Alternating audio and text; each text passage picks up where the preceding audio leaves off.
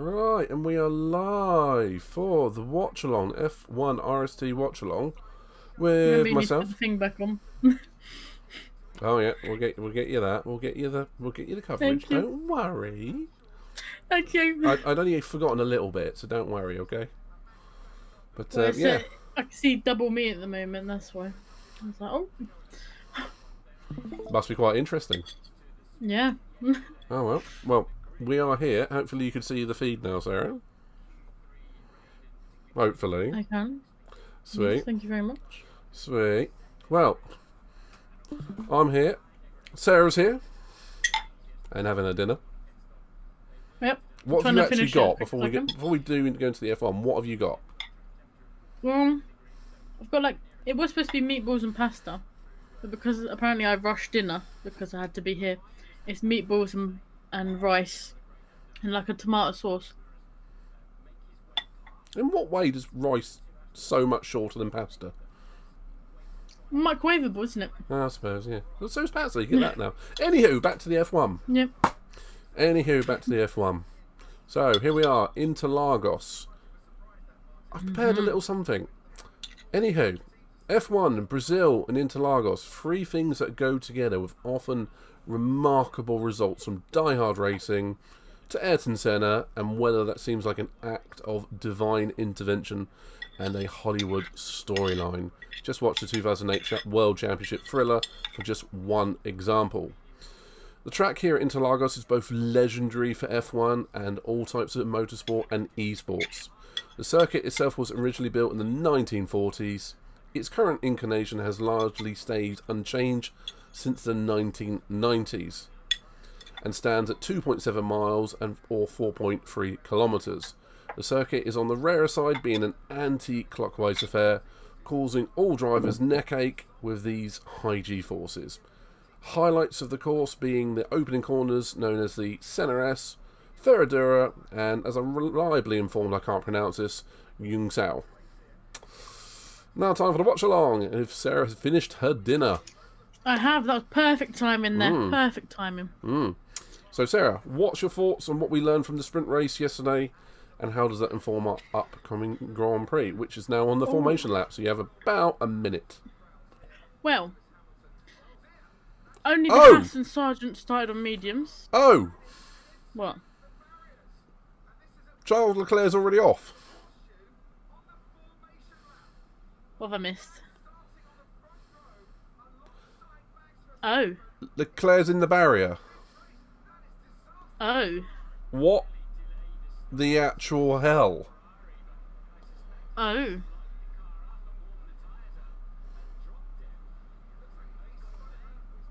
Oh, he's got going. Minus part of a front wing. Well, if he... Oh. Unfortunately, if he's now moved off...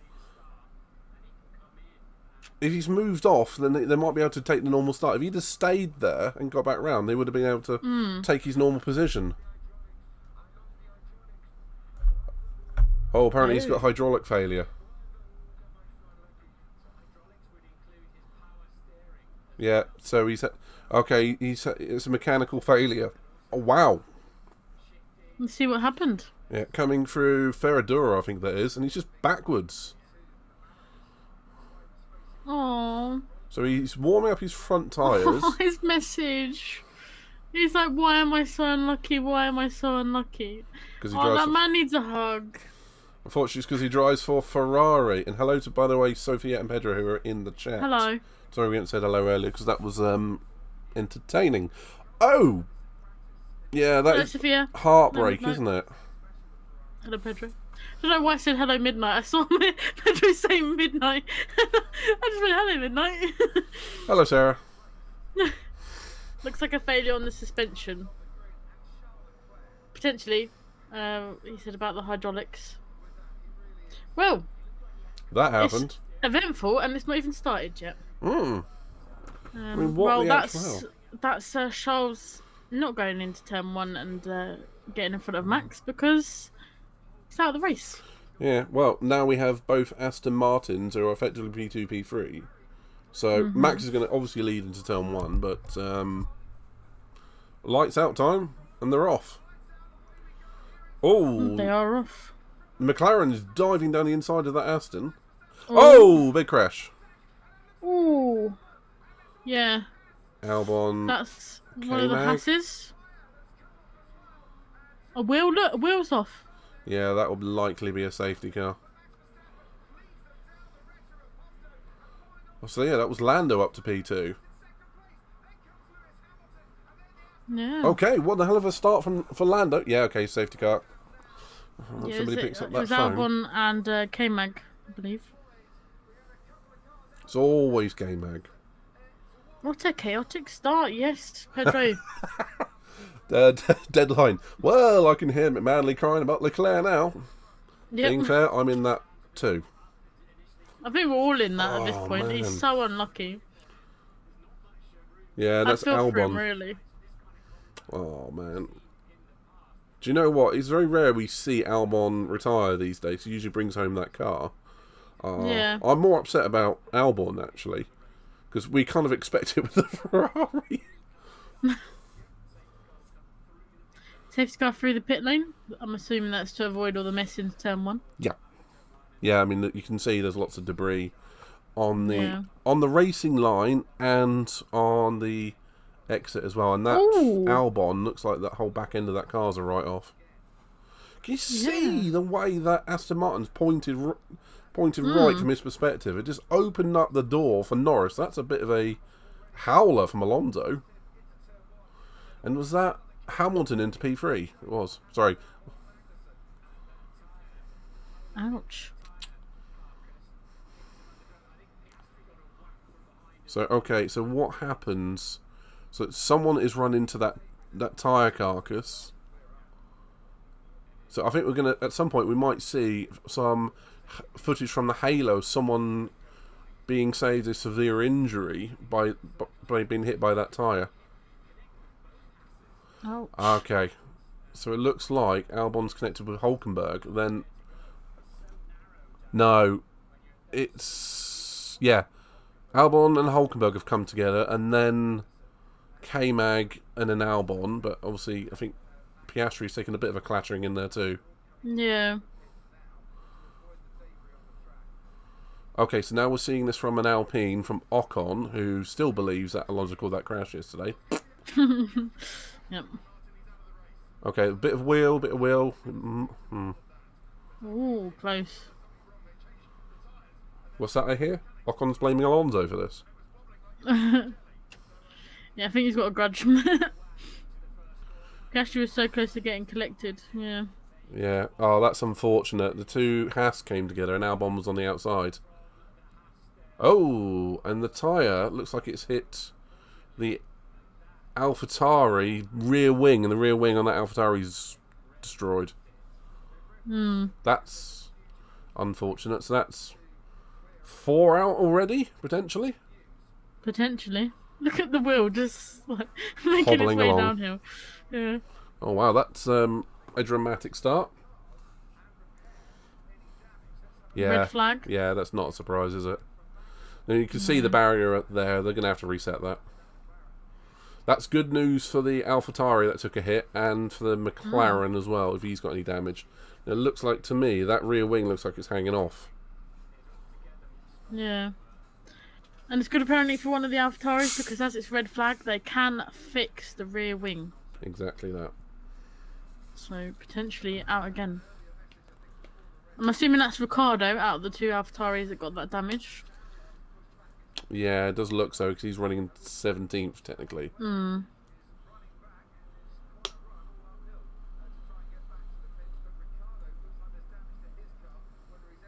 Well, I'm not sure why Leclerc's running around, because they've already started the race. There's Apparently, Piastri had an issue. They said kill the engine. And that was before the red flag, so he's made it back into the pits. But there was an issue with that McLaren.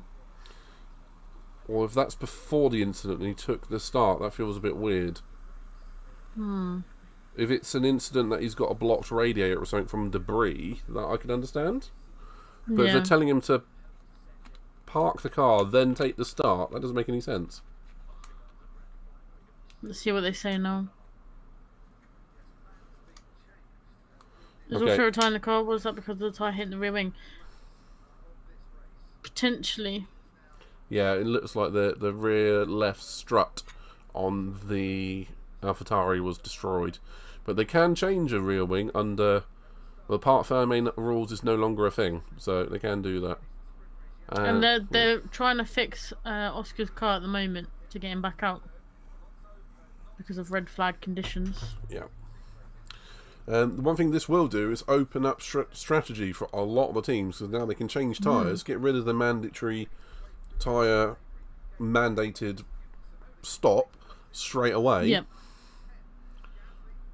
We will, I imagine, have a restart on the grid, but crucially, Norris will be starting P2 on the grid rather than P6-ish or whatever he was starting. Will we see anyone use the hard tyres? Only the insane. Ooh. Pedro actually did send me, and I'll get that for you now. He did send me a available tyre list. Oh, very handy. I did see you sent it. I haven't had a chance to look at it yet. So, as we've got a red flag conditions, we can run through that. So, starting with Verstappen, he has 1 hards, 2 mediums, and 1 softs available. And I think everyone except for... Was it Sargent? Started on the softs. So that is that soft set that was new.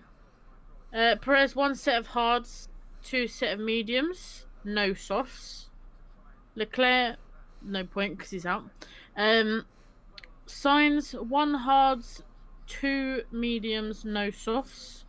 Russell 1 hards, 1 medium, no softs. So he's got one set of hards that are new, 1 set of mediums that are new. All the other tyres are used. So Russell's in a bit of a predicament. Yeah. Hamilton, again, 1 set of hards new, 1 set of mediums new, no new softs.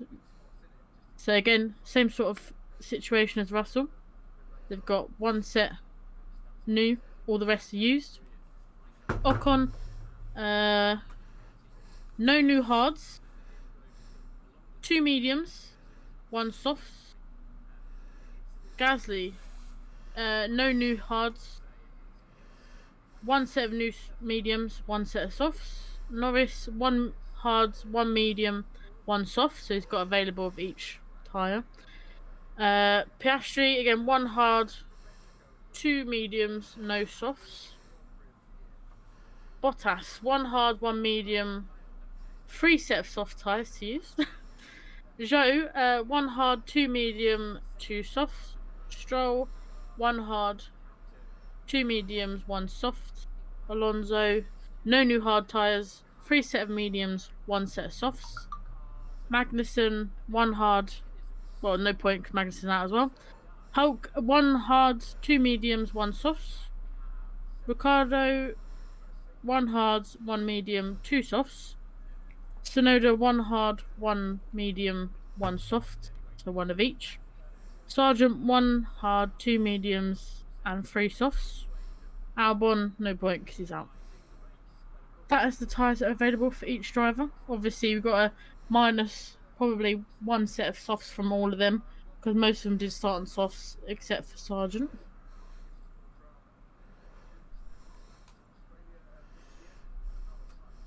Yeah. The Mercedes. Well, No new set of hard tyres. Well, as Pedro also said, Charles is trying to get back to the pit lane still. I mean, he can take his time doing that. Did what Alonso did out there a few years ago and sit there sunbathing. But there's no way he's going to be starting the race. It'd be 2 laps down. No point. No. So, what do you think on the tyres? Who do you think's looking comfortable on those tyres, Sarah? Oh, definitely not the Mercedes with no new hards. Although they have got a set of mediums each. Oh no, I got that wrong, sorry. They've got 1 set of hard... Both Mercedes boys have got 1 set of hard tyres. one set of mediums, no softs. So I think we could tell what strategy they were going for. Yeah, it's not going to work for them now, I'm afraid. No. Apart from that, Ocon and Gasly had no set of hard tyres. Red Bull looked pretty comfortable on one set of hards and then two mediums, so I'm not sure. Definitely think the Mercedes is gonna struggle. Everyone else seems to have kind of got it covered. Well, at the moment, all we're going to have to do is wait for them to rebuild that barrier. The problem is with using tyres like they do there is you can quite easily see them just fall all over the place, but on the other flip side, it's quite easy to fix them. So Yeah. when they've sorted that, we'll be back in action. Yeah, both of those Astons got swamped at the start. Yeah. Yeah, they did.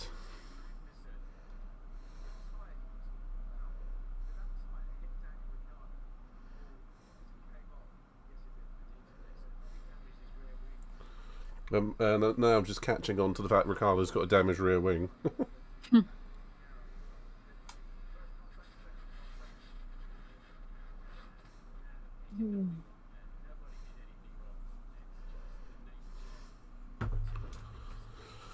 Oh dear.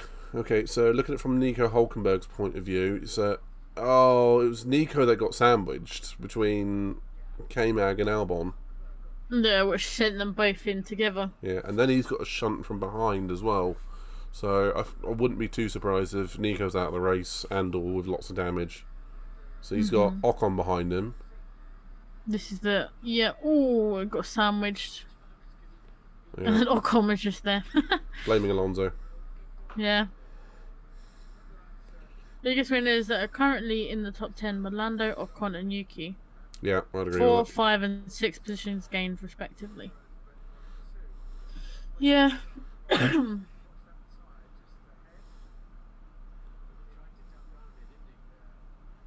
Yeah, Ricciardo was a bit lucky there. That tyre went whizzing past his right hand side and head, and then clattered into the rear wing.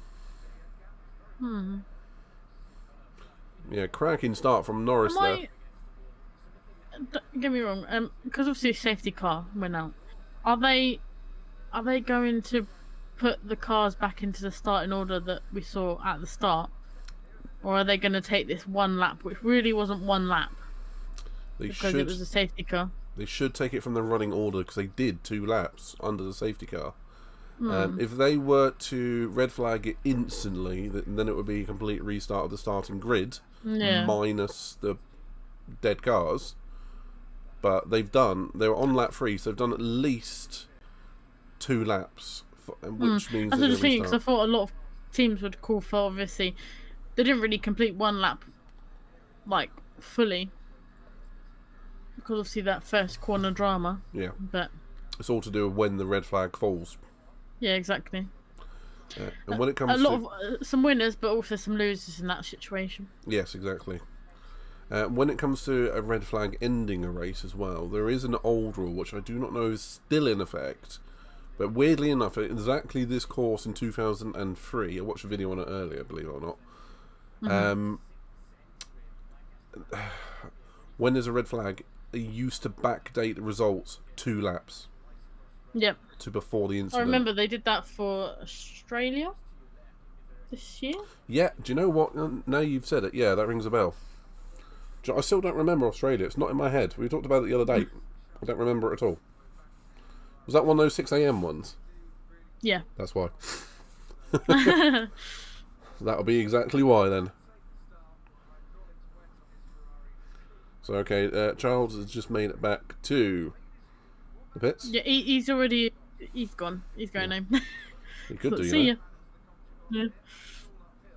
I remember when we were waiting to see if Australia in 2020 would be a go during the first stages of the pandemic. We were just about to get underway for practice, and then they obviously said no, pandemic, we're not going to be racing. Vettel and Raikkonen were already on a plane for Bahrain at that point. They knew hours before it had just sodded off. So Charles can do that as well now. Looks like Danny thinks he's going to be going back out because he's wide-eyed, actually. And he's putting his earbuds back in, so I think they're going to be able to fix that rear wing.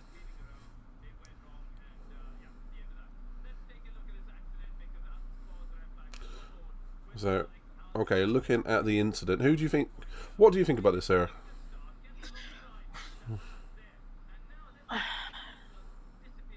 I mean, I think we needed to see from Nico's point of view again to see if there was contact between both Albon and Magnussen,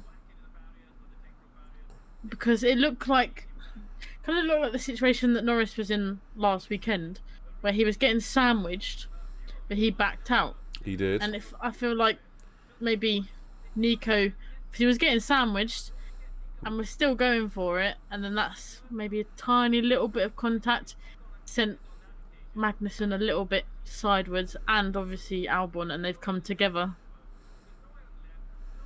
Because, I mean, Nico's just in the middle there, like, hi.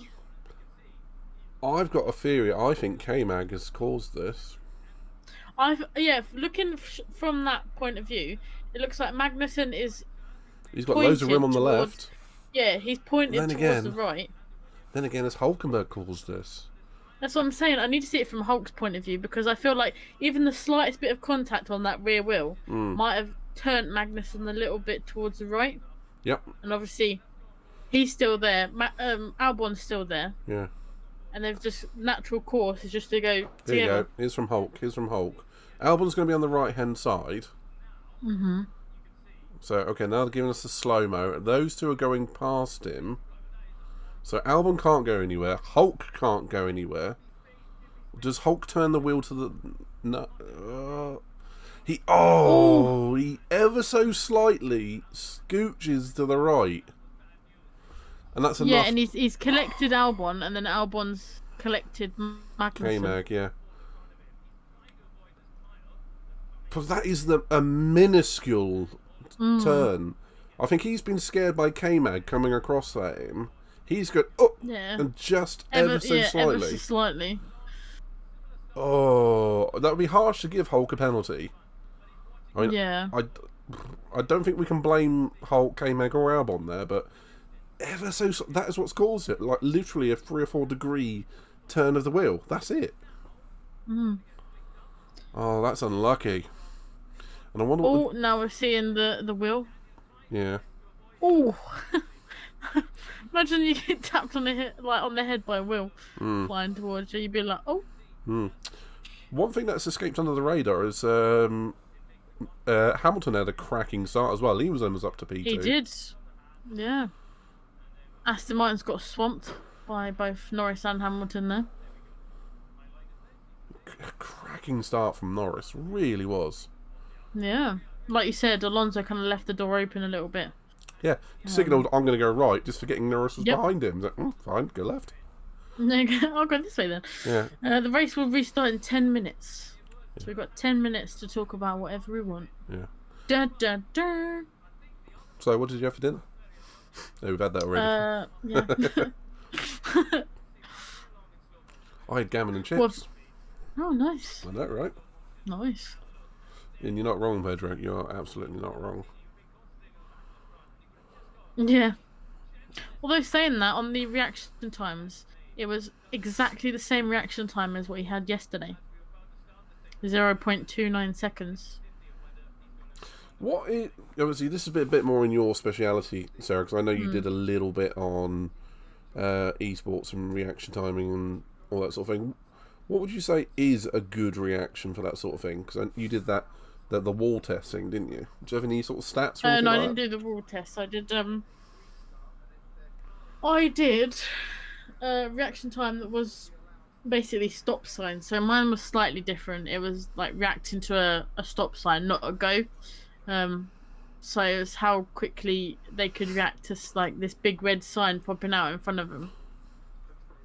But probably on a go one. Do you know what? I don't know how they classify it, because is it as soon as the car pulls away, or is it what's the phase called? It's like the runoff phase where they've got the traction and then they're going. Is that the reaction time? It's a or is it reaction simply between the car getting going?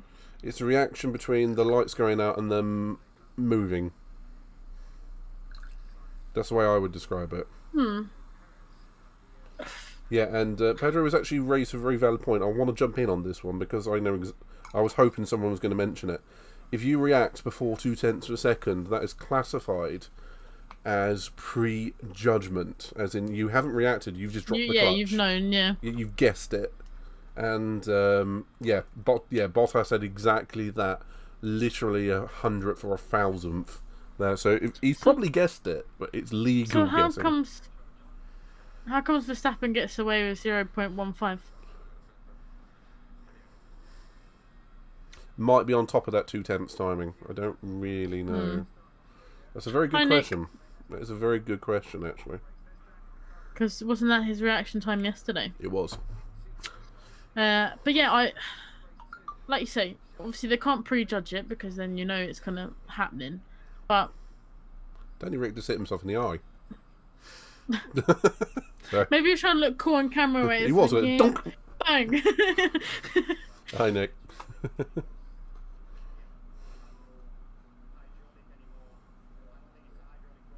Like you're trying to look cool. Yeah, I just saw that again on replay. Hits himself with the microphone.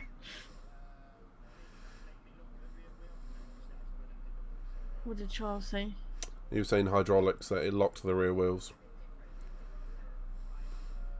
Which probably meant he was stuck in first or second gear. Which would, if you're going around a fourth gear corner, you go down to a lower gear and then try and accelerate out, all it does is lock the wheels. And then you can move away again, but you're stuck in that gear. Hi, Nick! But yeah, but going back to the reaction times, I guess it's hard in a way because obviously the driver's reaction time is going to be naturally faster than the car getting moving, because obviously the traction and the friction between the road. So it's, in a way, it's kind of... I'm interested in how they gauge the reaction time, because obviously it's that initial, like, lights out, go. But they're reacting faster than what the car's reacting. I would imagine where they are sat, because they're sat with the clutch on the steering wheels. They're sat on It's the probably bike. that initial, like, flick. That first flick is probably how they measure the reaction time. I'd imagine... My point of view is it's on movement. Like, as soon as the car moves a millimetre, it's classified as the reaction of the car and the person, but I truly don't know. I mean, with the electrical power they have in the cars these days, as soon as they put their foot down, it moves, like, instantaneously nearly. It's literally electrons moving from the battery to the motors going boof, like that. Yeah. Whereas in the old days it was more clutch and a bit more analog and waiting for the clutch to bite and all that sort of thing. So yeah, naturally responses are quicker than they used to be. That said, interesting. Yeah, because going back to like a simple reaction time test, it is usually like a press of a button, or it's like a response to something.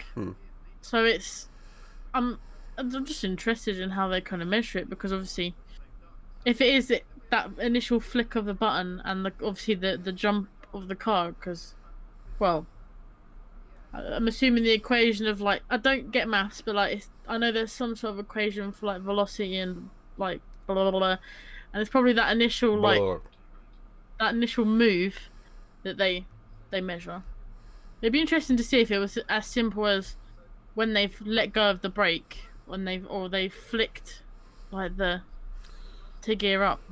Well, as soon as they let go of the brake, they will technically be moving. With Sao Paulo, obviously the start is on an incline, so that, I know I'm exaggerating, but they're going uphill. So as soon as they let go of the brake, the clutch and everything would bite, and they go dudunk. They might do that. Pedro says, which that's what I'm saying. These are as follows: reaction time. The time it from when the lights go out to when the driver reacts by dropping the hand clutch to the mid semi-engaged, semi-slipping position. See, I was right. Way. That's fine. I'm glad you're right. I'm not bitter. I knew it was going to say, because there's got to be a stimulus to what they measure. So I'm assuming there's not like mathematicians literally sat on the grid and measuring out like where they started, how long it took them to go like a millimeter forwards, because that's basically a kerfuffle and way too like technical. So that's what I wondered, if it was literally just as simple as them reacting to lights out. Okay, clutch, or like flicking something, because then they're reacting to said It makes sense. stimulus. At least they can measure it electronically. And when you say it's too technical, technically it's a stopwatch. Yeah. But either way, both are sort of a stopwatch. They're just a Yeah, but also you got to remember, bad. would it be a human like controlling said stopwatch, or would it be a computer stopwatch? It's always because if it was a computerized. human, I'd say if it was human, there'd be human error. Hello! It's me, the devil. Thank you, Julio. I stand for all these also, This was in the AWS website, who are responsible for those stats and graphs. Thank you, Pedro. Fair enough. First off, hello to Brad. Long time no see. Stranger danger. Always a pleasure. Hello. Not that itself, but get the idea. My sports Thank you, science head is coming. It's coming back. That's why I asked need you. to take that. Yeah, I need to take that off. Too much thinking. That's what I would be interested in doing, like sports science, although it comes under sports psychology a little bit. It's always involved, isn't it? Yeah. Still. Do you know how hard it is when you're looking at like jobs in motorsport? Not a lot of like sports psychologist roles come up. I can imagine. It's all engineering, or it's what's the other department? Design, IT. There's not like a sport section in the Formula 1 teams, from what I've seen. It's all like engineering and mathematicians and computer wizards. There'll be a place there for the physios and psychologists and all that sort of thing. That you'll have to just keep an eye out for. If anybody knows, give me a call. Yeah, and give me a call and I'll come do the hospitality. I'll make the coffee. Right, with that all said and done, we're getting back underway again. The cars are going to go back round to the grid. This will count as a lap, so this will be lap 3 over by the time we get round to the grid, and we will have another grid start. So yeah, we did see your comment, by the way, Pedro. Yeah, we did. We will have a new grid: Max and P1, Norris P2, Hamilton P3, and then I think the 2 Astons, and I don't know which order, but we will find out shortly. Do you know what? Yeah, I like talking about that sort of stuff, so if anyone else has any questions for us both to answer, or we can research for next time, we'll do our best. Alonso head of Stroll. Okay.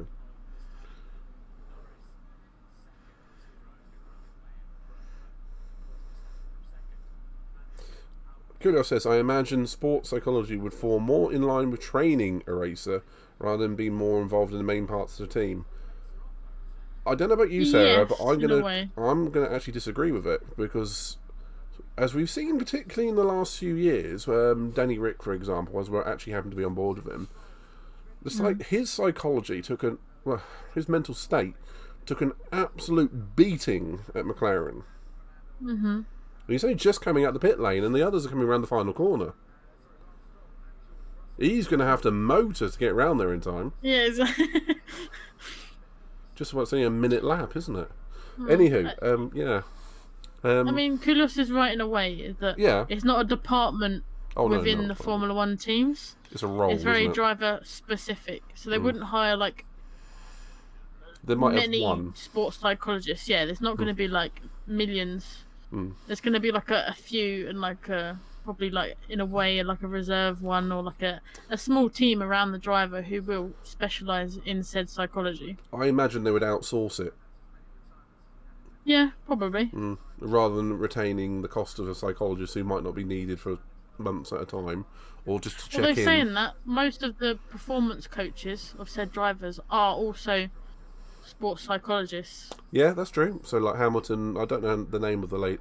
Oh, Danny Rick's coming back in. Uh-oh. So maybe he said it's not fixed. Well, that's a shame if that's the case. And Hulkenberg's bringing up the pack, so he's gone to the back of the grid. Hang on, is that Piastri? What? Must be. Maybe they trying to fix the problem as well, or couldn't fix the problem. Or is Piastri a lap down, or has he just changed tyres again?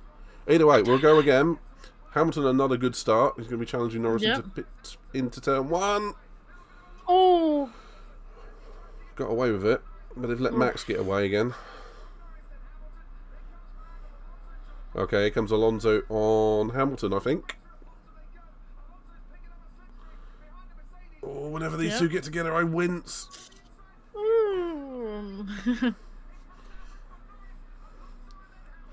Okay, Alonso did it.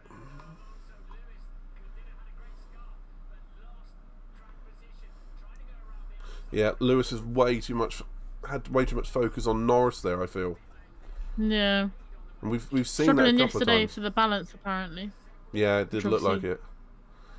We've seen a couple of times, particularly in the sprint yesterday, there was a lot of drivers focusing on going forwards and then ended up going backwards because they weren't looking behind them. Yeah. So I remember Danny Rick going for a move on Sainz and he dropped 2 positions in 2 corners. Oh, Tsunoda! Oh, apparently they were delayed on the exit, so Danny Rick and Oscar are still running. They had to go back into the pits to then be released, and they've been released late, which means they're several corners behind, apparently. It's a bit odd. Sounds like Must be a regulation or something. Yeah, sounds like they left the red light on at the end of the pit lane or something. Yeah, which means that according to their thingy, they're a lap down. Yeah, it does look like it. I'm not sure why. Why is Leclerc in front of Albon? Yeah, that's a fair point as well, actually. Yeah, I'm not sure why Piastri and Ricciardo are a lap down. They shouldn't be. Unless they came in at the end of the first safety car. Potentially. I mean, if so, they would have been a lap down before they started. Either way, we've got Norris, who is still on the back of Verstappen by 9 tenths. No, 1.1. There goes DRS. Damn it, jinxed it. I had a little bit of hope there. He might still have DRS for a couple of corners, or a couple of laps.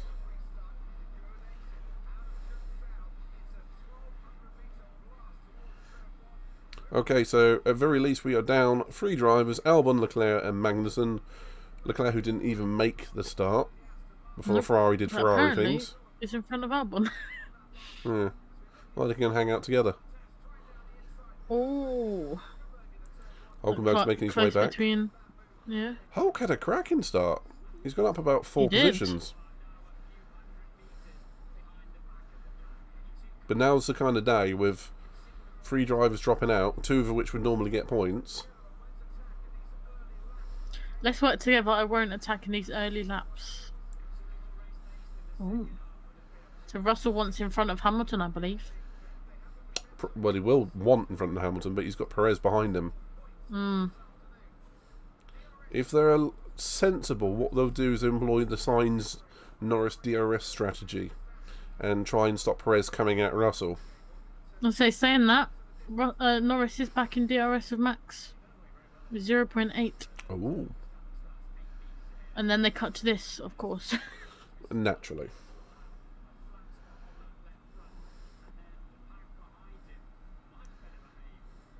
Okay, I did see at the top of the screen the Piastri and Ricciardo combo coming out of the pit lanes. I'm not sure how they're a lap down. Yeah. Unless they are pitted at the end of that safety car. They must have. Potentially. So Norris was lucky to maintain P2, but did take very the lucky. line. Hang on. Oh. Oh. Half a second between the two. It was He's 3/10 when I close. was looking at it. Yeah. When, where, when, and what, and how did this happen? Max looks like he's much, much quicker in the middle sector, though. Yeah. As long as he can keep in DRS, that's all that matters. Obviously, all on the softs, except for Piastri, who looks like he's now changed them onto mediums. I'm surprised a lot of them stayed with the softs. Eyeballing it as well, it would appear to me that Max is really good on the slower corners, and the McLaren's really good at the high-speed stuff. Just from eyeballing. It's going to be down to 2-3 tenths again. This is going to get spicy up into the fourth corner. Oh, wanted to get his nose in there, did Norris? Are we going to see Max He's going to have overtaken? DRS. Yeah, 3 have tenths. DRS. But how strong is that? Oh, how? Oh, nearly alongside. Into Ferradura? No, he's not. He's not silly enough to do it there. No problem is Norris is now in the turbulent zone. Yeah, and this section looks quite strong for Red Bull. The problem is now Max has gained half a second in about 3-4 corners. Yeah, that's what you're saying. In these slow speed corners, the Red Bull just seems in a different world. But in the high speed, it looks like the McLaren have got that slight little edge. Yeah, and now he's not going to have DRS. Max is gone again. So that's a second in about 7 corners. I wonder if Max had a temporary problem there that he was dealing with in the cockpit, because it's rare for anyone to catch Max, let alone be challenging him. That seemed odd. Maybe he was harvesting battery or something. Potentially. Cooling the tyres down. I don't know if it's that hot though. Yep. Oh, got alongside briefly, but As soon as I get into Ferradura, and then he's gone. So maybe Norris has just used way too much battery. That could be the other factor, couldn't it? I mean, now 1.7 away. So yeah. Norris is going to have to be a bit more careful, a bit more sensible. If he's going to catch him again, he's going to have to... Well, he's going to have to be careful for Alonso behind. Yep. Okay, at least that bodes well for the race. If Norris can stay within 2 seconds of him, which he's now looking unlikely... And, yeah, just as you said that. Yeah. We very least might see the undercut from Norris. It'd be about 1.5 seconds, 2 seconds undercut.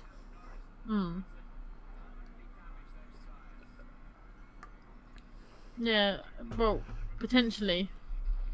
Having to push too hard into turn 11 and turn 12, either I need to overtake or he needs to manage more through there.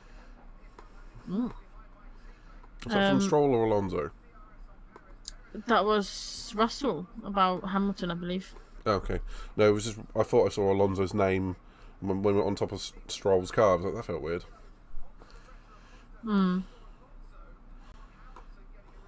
It's like Hamilton and Alonso are holding up the rest of the pack. Yeah.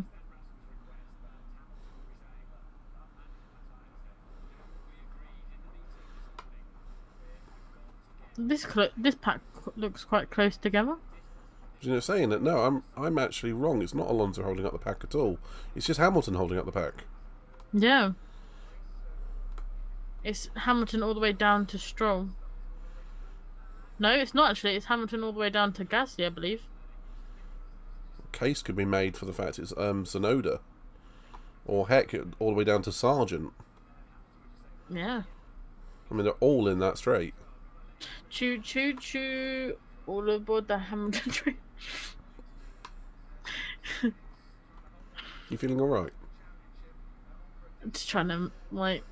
As long as you're entertaining yourself. Trying to predict it.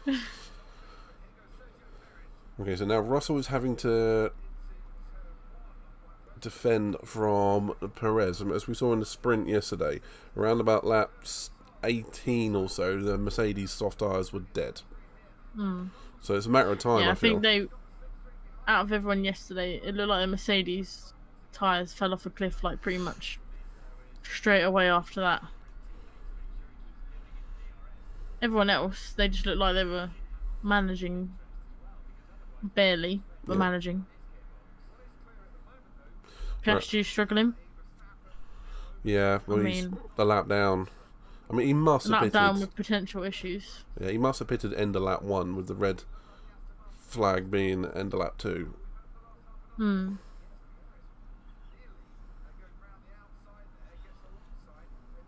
Yeah, that's the only way that makes sense. And if Piastri being a lap down, he'd be better off retiring the car, Yeah.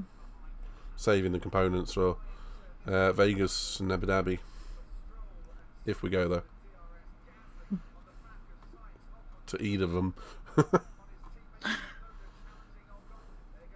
We will go to Vegas. There's too much money tied up in it. Oh, yeah. Thanks.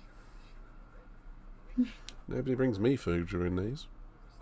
Oh no, who's taking away my food? Ah, okay.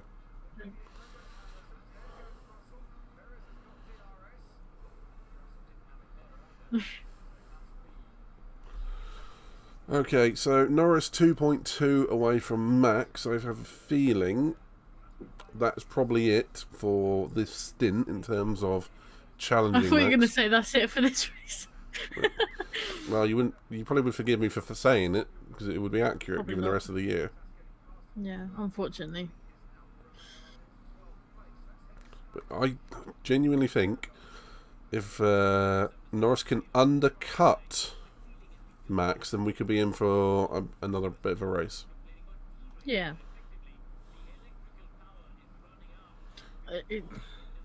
Looking at signs there, this track has not been very kind to the Ferrari boys, have they? No, it has not. And historically speaking, unless your name is Schumacher, it generally isn't. So plan 8 for Alonso. Plan A, don't crash into Ocon.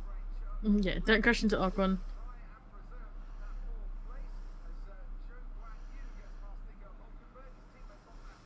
That's his best chance of fighting for a win. Yeah.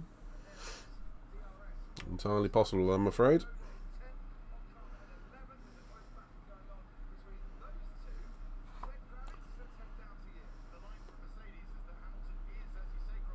If you're a Mercedes, is it time to swap them over or? Probably. Simple as that. Probably is. It does look like Yeah. Russell has a little bit more pace. I mean, he won the sprint and the Grand Prix here last year.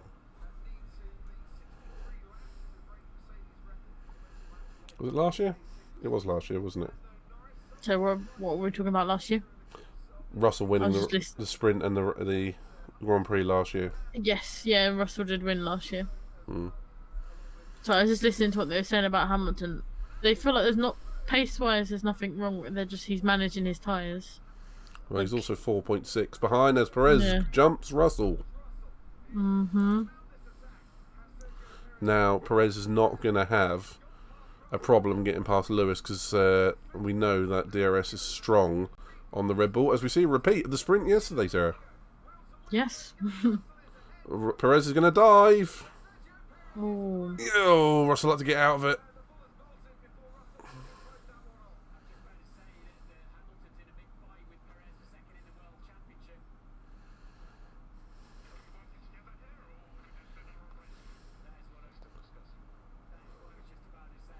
Apparently We're still discussing. Mercedes are doing a Ferrari. We'll talk about the strategy after the race. At what point does that... What? Even without DRS, that Red Bull is still quicker. Yeah. No, Perez is going to have to break the DRS to Russell. And at the moment, Perez doesn't have DRS, and now's Russell's only chance to get back into P4. There's very much a DRS train around here, isn't there? Oh yeah, 100%. Like we saw in the sprint yesterday, as soon as you get out of that first, well, just before going into sector 2, that straight. If you've got DRS, you're flying past them. But then the problem is, by the time you get round to the next DRS zone, they're ready to attack as well. So Yep. it's like they're always switching around. And like with Perez, if you going into turn 1, if you obviously get in front of him before that DRS detection zone, then you you don't have any DRS for that straight, and whoever's behind you, they're just gonna fly past you. Reminds me of Saudi Arabia a couple of years ago playing DRS chicken. Yeah, basically. Oof, But Russell's like so Pedro out to get said, out of that the... Red Bull doesn't really need DRS to get past anybody. Ocon is in the pits. Yeah, I was just wondering about that. I mean, he's going to have gone to the medium tyre. He has. Yep. That's going to be a big ask to go Not possible, 50 surely. or 5 laps, 55 laps. Nah, he's got to be pitting again. That's got to be a 2-stop for at least the Alpine. Mm-hmm. Norris is actually on the youngest set of tyres in the top 9. Yep.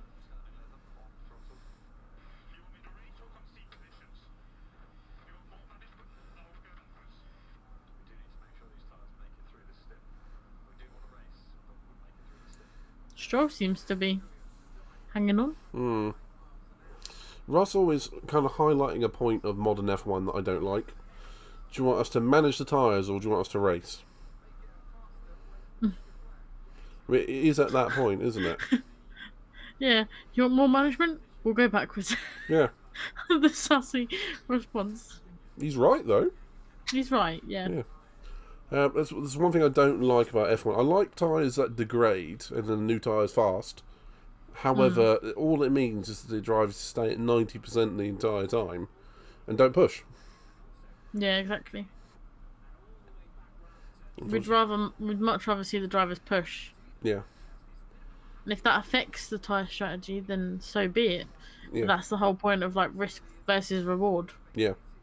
That's one thing we liked about Qatar, wasn't it? All the drivers were pushing. I mean, admittedly, the heat was Yeah. too much there. But that was a good race because they were all pushing. Thank you. What dessert have you got? Oh no, I got a drink. Right. You should be able to take that for me. Perez is very, very quickly caught Hamilton. Okay.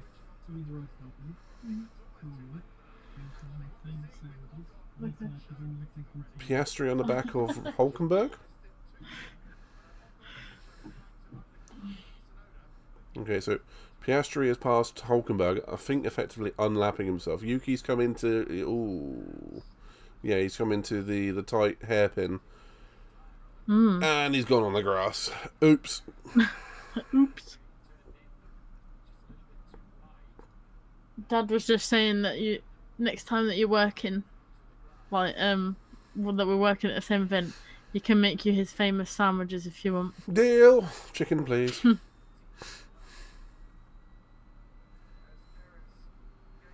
Very least I'll have a drink of Coke or something. So, okay, I think we're going to have Perez I was going to say by turn 4, but that's going to be by turn 1. That was a bit of a dive. Yeah. So that is significant for P2 in the championship Yes. and Perez's future career. Potentially. Hamilton may come back a little bit. Not quite enough. Nah, the Red Bull's too quick. He is forcing Hamilton to the right place of the track. He's forcing Hamilton to go around the long way round. And you can just see that Red Bull's got just that little bit more grip. Yeah.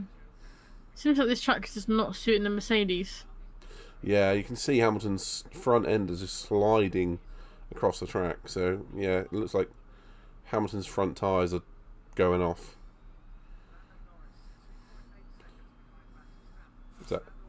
Now, I think we're going to start seeing some of the top guys come into the pits soon. But what they've all got in the habit in the last couple of years is not pitting until there's a pit window, like as in there's a gap in behind them. I can see one behind Sonoda. Oh, here we go. Called it. I hope somebody picks up that phone. Because I called it. Medium tyres? What tyres is he going on to? Medium tyres. Yum. So that means he has to pit again. Yeah, 52 laps on a set of mediums where the softs barely do 18. So that should get Hamilton back out in front of Perez again with the undercut. It may set off a bit of a chain reaction from Perez downwards, and then eventually we might see Verstappen and Norris pit. Yeah.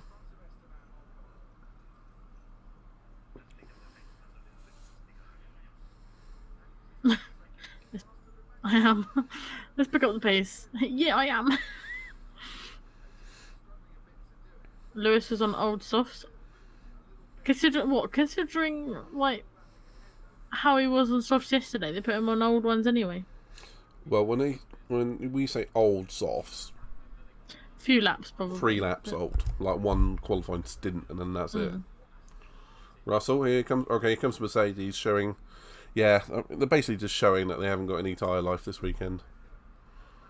Which we all kind of know anyway. Yeah. Or very least, it could be strategic and they could be undercutting everyone. But they're definitely committing to a 2-stop race. And I believe you said they had a set of hard tyres remaining? Yes, I do. So maybe... And a set of medium. Well, this is their set of mediums. Yeah. Yeah. So essentially that'll... Yeah, so 18 laps, so it's about 20 laps including the qualifying run on those tyres. Another 20 laps on the mediums potentially. And then 30 laps on the hard. Yeah. Hamilton reporting a problem with one of his tyres. He says it's steering right. That sounds like a suspension failure. Potentially. But for someone who's still going around at 180 miles an hour, that's a bit scary. Yeah. Perez is in the pits. Okay, so they're responding to the Mercedes pits. What was the pit time? What was the stop time? 2.2. So he's gained about half a second on Hamilton. I would imagine Hamilton might come round ahead of Perez though, given he's got fresh tyres and he's already been out. Potentially, yeah. Oh, come on, show us the straight. Show us. Okay, Hamilton is in front of Perez as the graphic is showing us. Barely though. But they've completely missed that by watching Stroll and Sainz. Okay, what is it? Why do we always seem to get this terrible TV coverage recently? During like 21, it was terrible, wasn't it? Yeah. Last year it was largely good. This year it's been largely good until the last 3 or 4 rounds.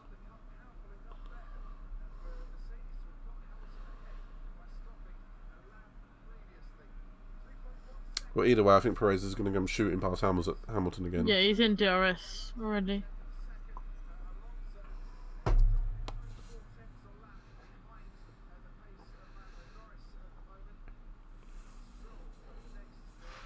Signed 199 miles an hour into before turn 1.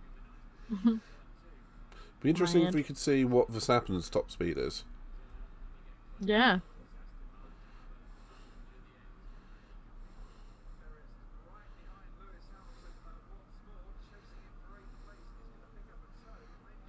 Those two quite close together. Obviously, Perez will have DRS here. Will he be able to get past him before? Oh. No. I kind of feel a little bit like I agree with Sergio there. They pitted straight after two yeah. laps after Hamilton, so Hamilton had time to catch time up, and they were essentially reacting to Russell. I mean, they should have just left Perez out there for a little while longer. Yeah. That seems like that seems like the worst strategic call that Red Bull have made all year. It's only a little one, Unless but unless a they good one. obviously they believe that the Mercedes will just fall off of a cliff, basically. Oh, it will do eventually. Slow into the pits. Which puts Tsunoda back up to P6, Gasly P5, Sainz P4, Alonso P3. Okay. Oh. Okay, now Hamilton's going to have to defend down the back Oh, straight. I think, no, Perez is definitely going to fly past here, I believe. Yeah, he's going to take the racing line. Yep.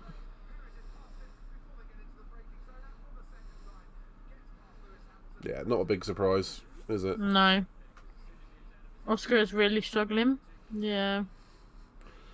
Well, yeah. Like Midnight said, that's retire the car. So, Zhou. Talking about retiring the car. That's surprising. Zhou in the pits, retiring the car.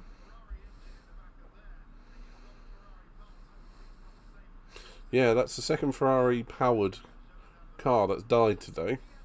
Oh,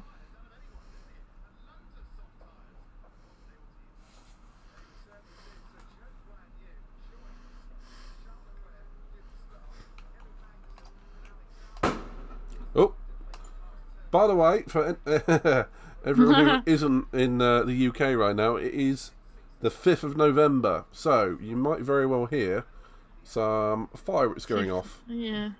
So it's it's the 1605 anniversary. Well, it's the anniversary every year, but in 1605 there was a gunpowder plot which we celebrate every year, and you will be hearing fireworks, at least from myself. I was saying, I didn't hear it, and then I heard yours. I was like, oh. Yeah, boom. Huh? It's like, what?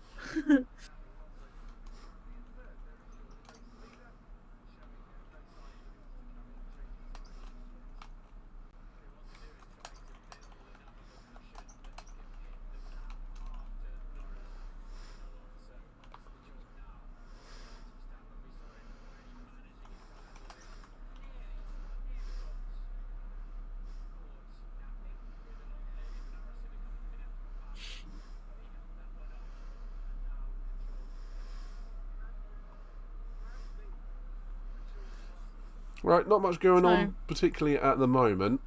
Alonso's in no man's land by himself. The rest of the field is starting to spread out a little bit. Stroll making his way back through past Russell. So, well, we can see after the first round of pit stops, now they've broken the DRS train around the track for everyone. They've just left Russell out there. Yeah.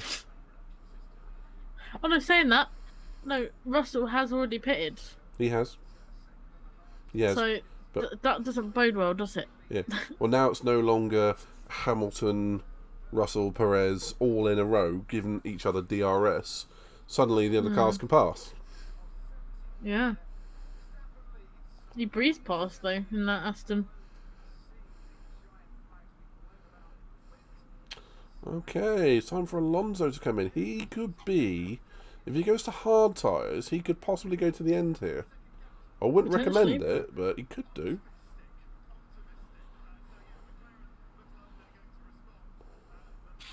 Potentially. Now, what tyres? That's mediums as well. I wouldn't put money on them going to the end on that. No.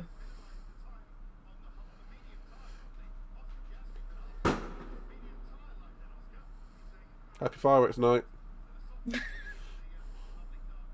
Piastri's in as well. For next year, you'll have to have like a fireworks redeem every time or like a drinking game. Every time you hear a firework. Oh, God. You know what it's like here in the UK? We love our fireworks. I'd be hammered by the time we get to, halfway through the race. Alright, I'll do it. Deal.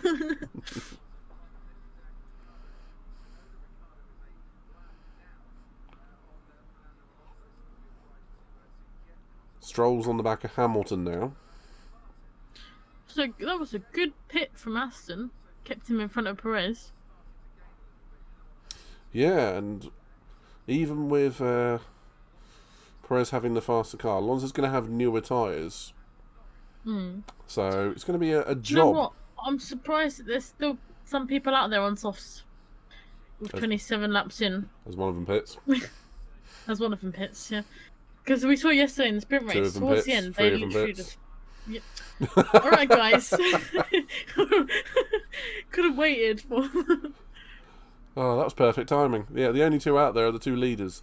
Whom. Oh, Tsunoda and Sainz in the pits.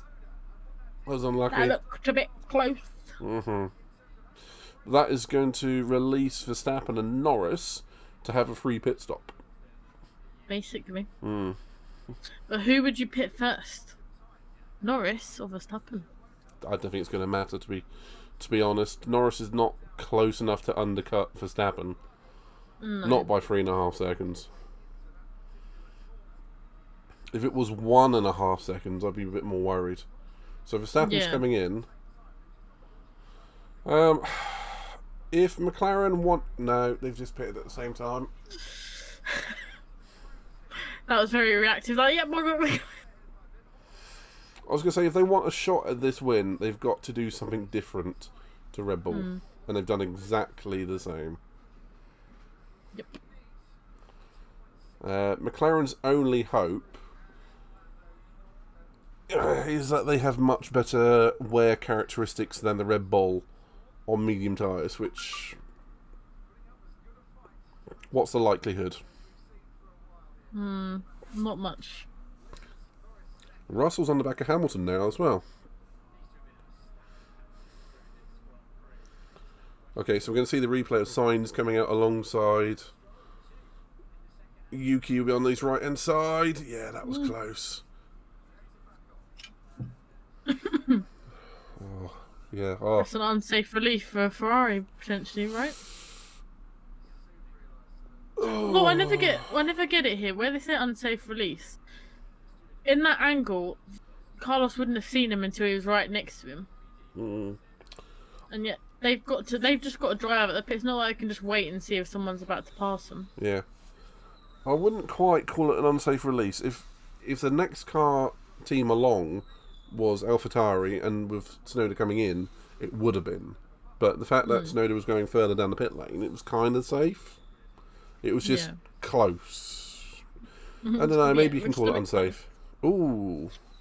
Look at Hamilton's rear left tyre, the right on your screen. You can see it graining horribly. Oh, yeah. For new tyres, that's a bit... Yeah, Hamilton's not having a fun time out there today. No. Obviously, an honorary British citizen. No, Brazilian citizen. He is British. But honorary Brazilian citizen as of last year. Rings a bell. So obviously the local people probably cheering for Hamilton. Probably a little bit disappointed the Mercedes this weekend is... I can't even speak now. The Mercedes isn't great on the tyre life and performance-wise. But... At this point, they've got to be looking forward to next year, haven't they? Be the first winless season since 2012. Thank you for the follow, Johnny Bravo. Appreciate it. Hey, Johnny.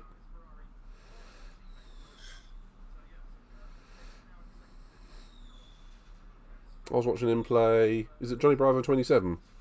Yep. Yeah, I was watching him play Resident Evil 3 Nemesis the other day. We were chatting. Hope you got on well with that dude. Yeah, thank you for coming to check me out. I really do appreciate it. We both appreciate all the support.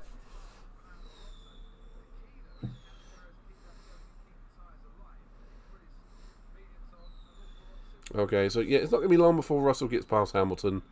At this point, Hamilton really should do Russell a solid and just let him go, shouldn't he? Yeah, just be like, come on. That's another shot for me for the fireworks.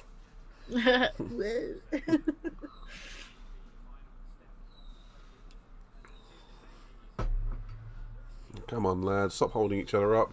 Hamilton, let Russell... multiple. Oh, I'm going to mute I've said myself. that one sounded.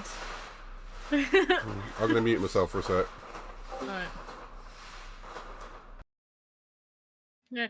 Tell me you're in the UK right now without telling me you're in the UK. That's Cuts how. to midnight. Yeah. Yeah, cuts to midnight. Yeah. Happy 5th of November again. Yeah.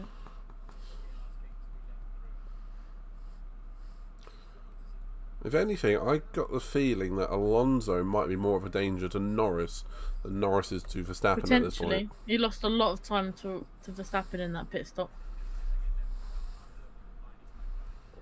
Like you, he probably should have stayed out, gone for another lap, and then boxed. Maybe not even Unless- that. Maybe yeah. not even that. Just go to the hard tyres and then try and offset a difference and go super long and hope for a safety car at the end. Yep. Do we reckon that someone like Verstappen or Norris could go the rest of the race on mediums? Or are they having to pit again, do you reckon? I can answer this question very easily. Do you remember that time we were driving around Austria and you went, will these tyres Yes. last the race? And I went, yes. And then I pitted. Yeah. Yes, they will last the end of the race. They won't be. It doesn't necessarily mean they'll be any good. And that's the reason Yeah. why I answered that way. But that I just took it to mean that that you got bits I about know, telling me. I know what you thought I meant, and that's why I said it the way I did. It's not what I meant, though. I still have that clip. I'll upload it to TikTok so that everyone else can see that clip as well. That was one of my favourites. Yeah. I had a little outburst as soon as I saw Midnight come into pits. I was like, "Oh, you little shit!" I did explain. I'm in the UK. I did have to explain at least. It was like I said they'd last. I didn't say they'd be any good. It just sounds like it just sound like something like it's falling or something off of something. It's just sounds like a whole lot of books falling off a shelf or something. Just say that. Alonso isn't gaming time on Lando. Not currently, but maybe towards the end.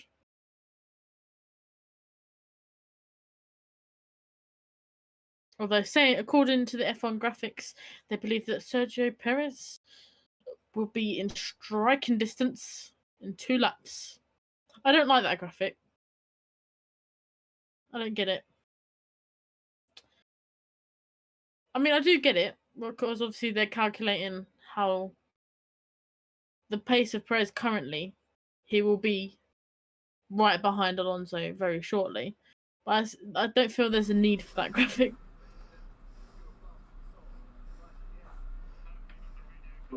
I would completely agree with you. And I like how it said, striking distance 2 laps, 1.6 seconds the gap.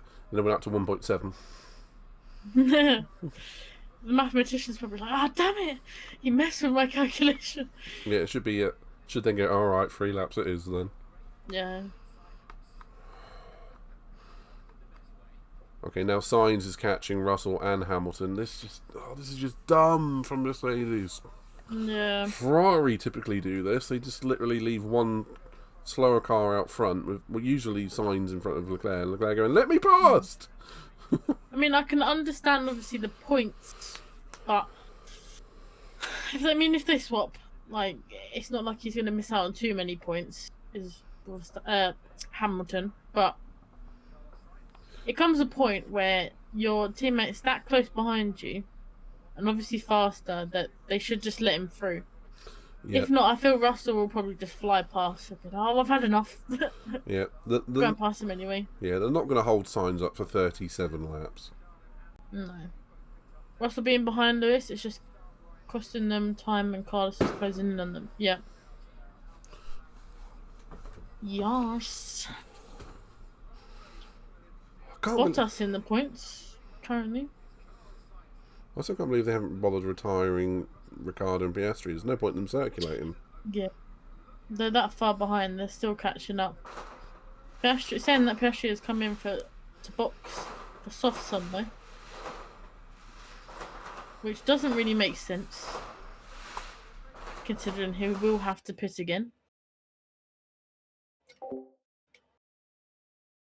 In that situation, I would have literally just stuck on hards.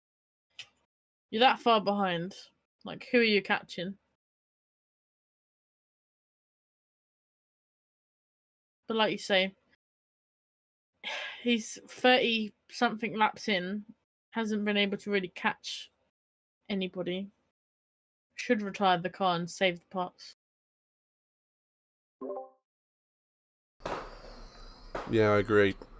As Pedro said, maybe they are waiting for a safety car.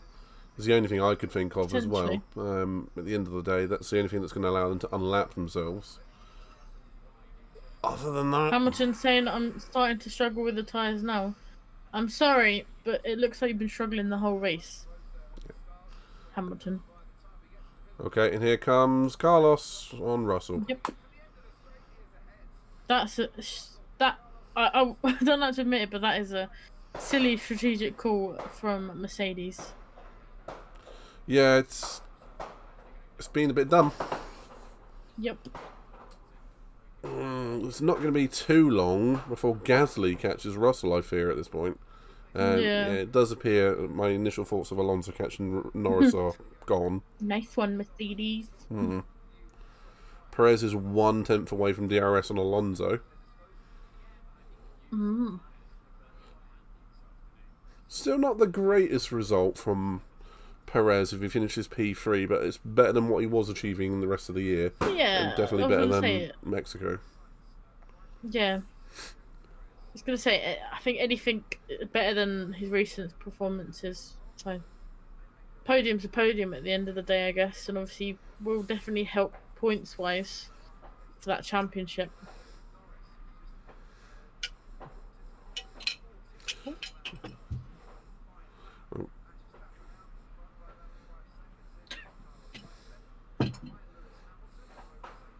Oh, I got posting. Finding posting notes now.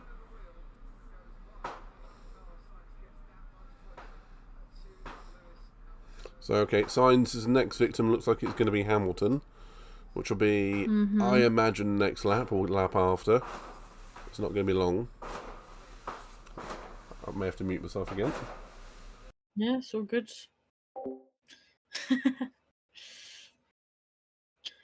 Every time Midnight talks, the fire just sets off.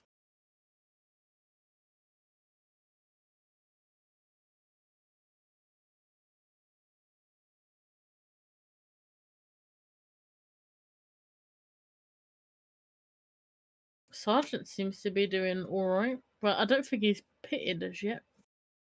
Unless I'm wrong. No, because he started on the mediums, didn't he? I'm so confused. Oh, Norris getting the fastest lap. Oh. It was briefly daylight out of my window there a second ago. Was it that bright? It's a lot closer than I thought it was. How close is it to you? Is it? It's close enough I can see the light. Yeah, I can see the light. Head into the light. Alonso, head into the light. Alonso might not be able to hold on to that P3 for too long. Yeah. Not with a storming Red Bull behind you. And here comes Sainz down the back straight. Yeah. Ooh, I don't know if he'll get him. No, Russell's dropped off, hasn't he, as well? Yeah. So maybe it's both of the Mercs with a problem.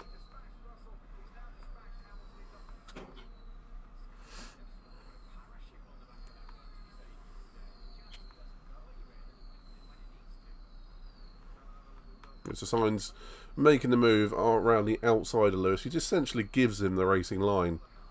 Yeah. Suppose it's that thing. It's like when you know that you're not gonna hold on to it, might as well just move. Personally, I would make them always go on the inside line, compromise their own entry. Make it harder, yeah. Yeah. Unless you know you can park it on the apex. Yeah. I had a good race with Casual when we were doing that at Manly's championship. And we were at one of the, I can never remember the track, Yamagiwa, that one. And all I did was park it on the apex and you couldn't get past me. So, nope. And every single time, park it on the apex, and if you make the car go around you, Makes it harder, yeah. Absolutely, but almost Hamilton took that and way too much of a literal man apart on the inside of the corner, but gave Not on the apex, yeah, yeah. yeah.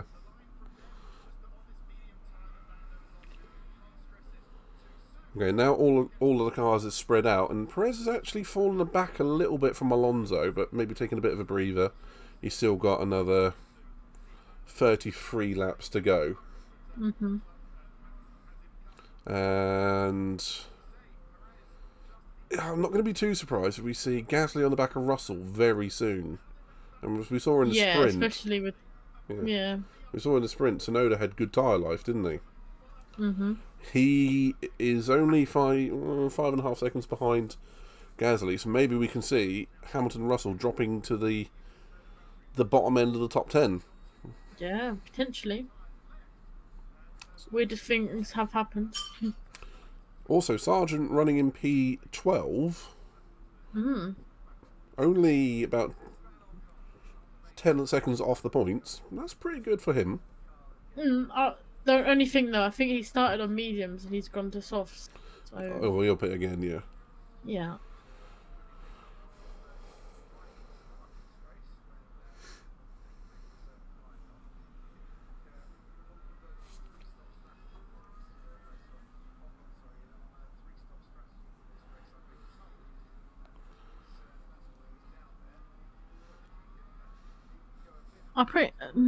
Although I think towards the end of the stint we'll see Perez on Alonso, but apart from that, maybe like you say, the Mercedes boys falling back. Other than that, I think it's pretty much set in the ways. Norris is holding station pretty much exactly 5 and a bit seconds Yeah. behind Verstappen.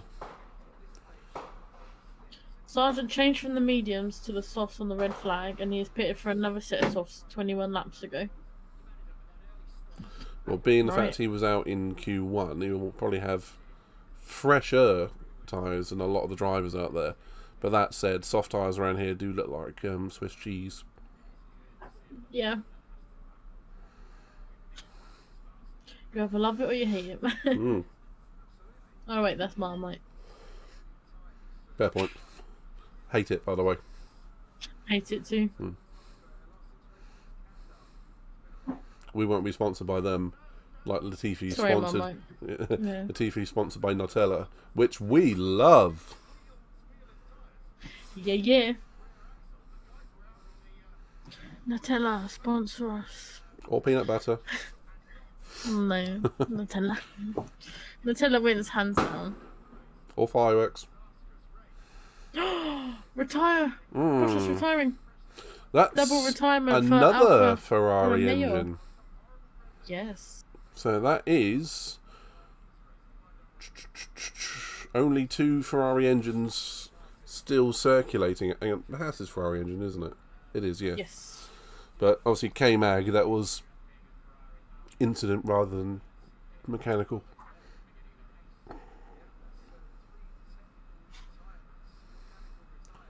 It is at that point of the year where reliability is massively stretched, and I have to say I am hugely impressed reliability this year, except for maybe the Alpines, but as we all know, the Renault engines have always been a little bit temperamental.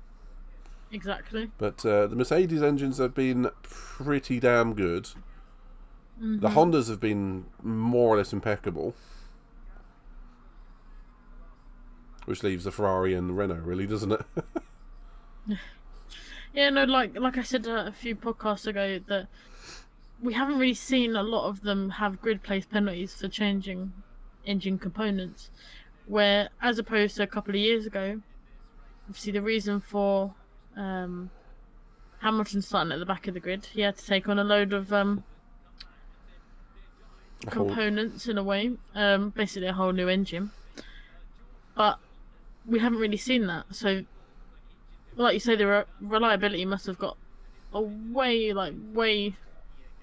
better than it has been if they're not needing so many new components as they used to. Well, it was all a cost-saving measure, but I do fear all they do now is just turn down the engine till it's reliable. But Yeah. either way, it's still massively impressive because some components have to last, I think, 6 Grand Prix, like the electronics and all that sort of thing. So, I reckon a few Ooh. teams might take penalties for Vegas. I what's feel that? like Vegas is one of those curveball ones, though. It's either like none of them will take any components, or a lot of them will, just because it's one of those tracks that they don't really care about. If that makes sense. It's also a catch-22 because when they have to take new components as well, there's the budgetary cap as well. Mhm. So it comes directly out of their budget for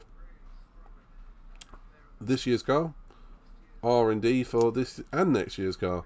So they don't want Yeah. to be spending money on extra components. And I guess we'll see what happens at Vegas. The track is so demanding on the engine that they kind of have to, you know. I think it's also the unpredictability of Vegas. We don't really know what to expect as yet. There we go. Gasly got Russell. Called it. Mhm.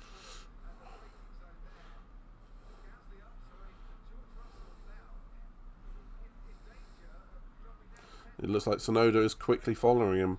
And they're only going Yeah. Russell's only going to be about 13, 14 seconds ahead of Sargent.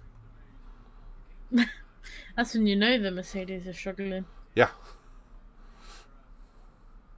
If they're fighting for championships, particularly, yeah, I get what you mean, Pedro. We'll only see in Vegas, and obviously, being how early it is in the morning, if me and Midnight will even pick up on that, I'll be surprised. We'll be I won't know where I half, am. like, yeah, we'll be like, huh? Where are we again?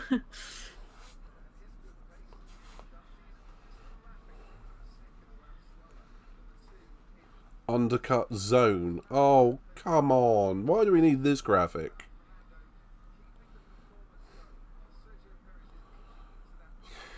Eh.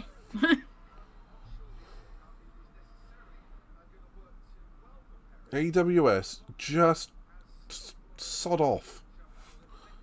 Yeah, we like the reaction time one. Yeah, about it. stats are good, But not this one. not predictions.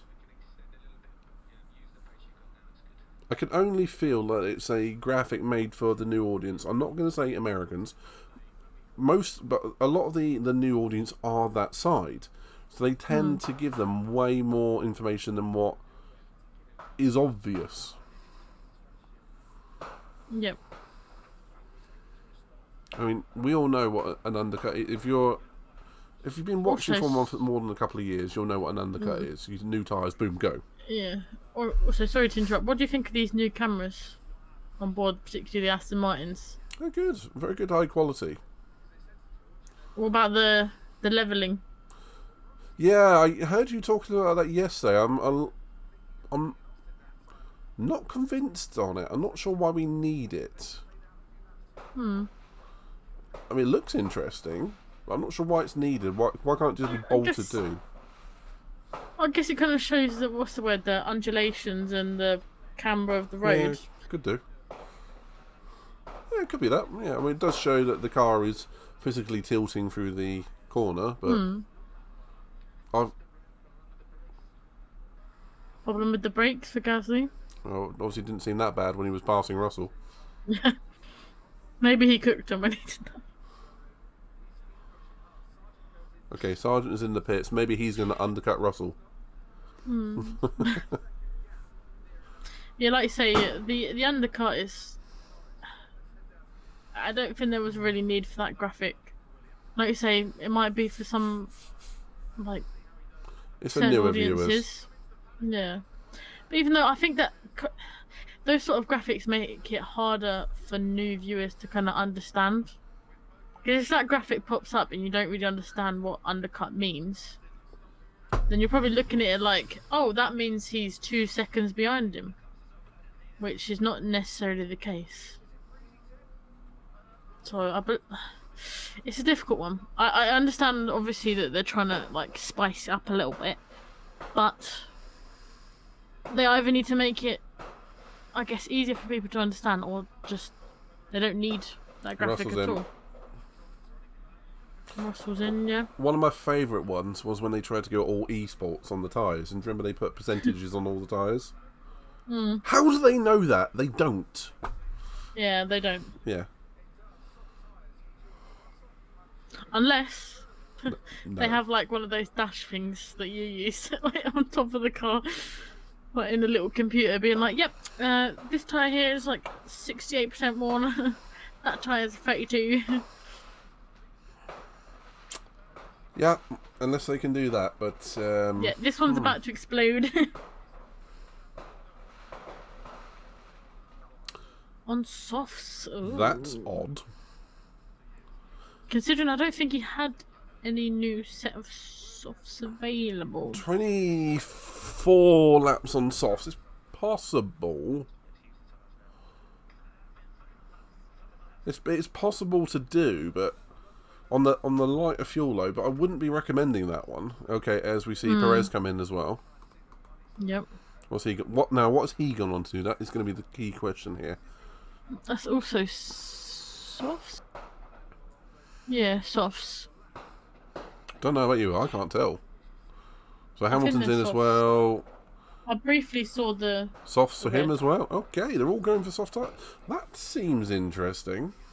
Yeah, it's very surprising because a lot of them didn't have new set of softs, so they've gone on to. They thought that the used are going to favour them a little bit more than brand new ones.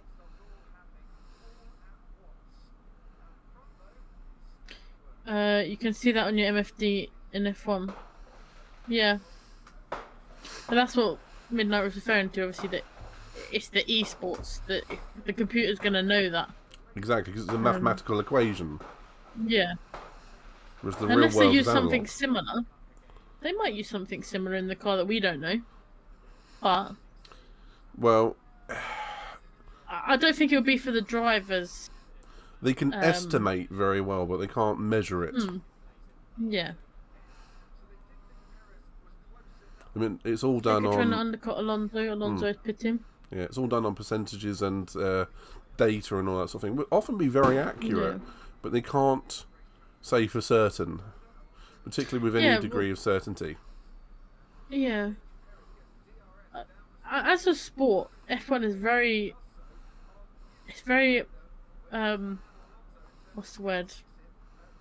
Heavily involves like mathematicians and maths, and for people trying to get into it, Data you've driven. really got to you really got to understand the data to really get like super involved in it. Problem is, when it comes to the feel of the car and how to handle it, it's the squidgy human bit behind the steering wheel, which is very Yeah. difficult to put into raw data. And Exactly. they've completely missed the fight between Alonso and Perez, and we're looking at the back end of a Mercedes of Hamilton and Ocon. Somehow, Perez has lost a bunch of time behind Alonso. I was expecting them to come out closer together. Yeah. Central traffic Okay. holding him up. Yeah. Okay, maybe that was the thing to watch. I was expecting Perez to come out, well, Alonso to come out right in front of Perez, but no. 3.2 seconds. Either Aston Martin had a cracking pit stop. Stroll up at third again. Yeah. Otherwise, out front, Verstappen and Norris just doing their thing. Doing their thing. Yeah, I don't. I think that those two positions are pretty much, what's the word, like sewn up and done, and probably not going to change unless something drastic happens. Exactly that. Otherwise, Gasly with the fastest lap. yeah, fresh soft tyres, that makes sense. Yeah. Otherwise, Stroll running in P3 still, but obviously yet to stop for his second time. Are we going to see Verstappen and Norris pit again? Yeah. I'm assuming that they're probably going to go on to use softs as well. Yeah. I would imagine so. And Norris is starting to... I mean, it was at 5 and a bit seconds for the longest time. Now it's about reaching 7. Yeah. Norris is doing a cracking job. I can only help feel that Verstappen is pacing himself. Yeah. Well, he's got to finish, hasn't he? Can't overheat the car, can't take too many risks, so he's probably just in a way cruising, but his sort of cruising is much faster than a lot of them. Here's a question for you: would a victory in such a circumstance for Max be, what's the term, of any value to him personally? Just literally cruising at the front, just managing the car. I mean, it's going to be another record. Oh, of course, of yeah. some sort. 17 wins in the season or something, yeah. I don't know, because at this point he's got the constructors is done, the drivers' championship done. It's basically just another trophy in the cabinet, isn't it? Yeah. And this begs a question that I remember my dad always asking me is, would you rather think you're a driver, right?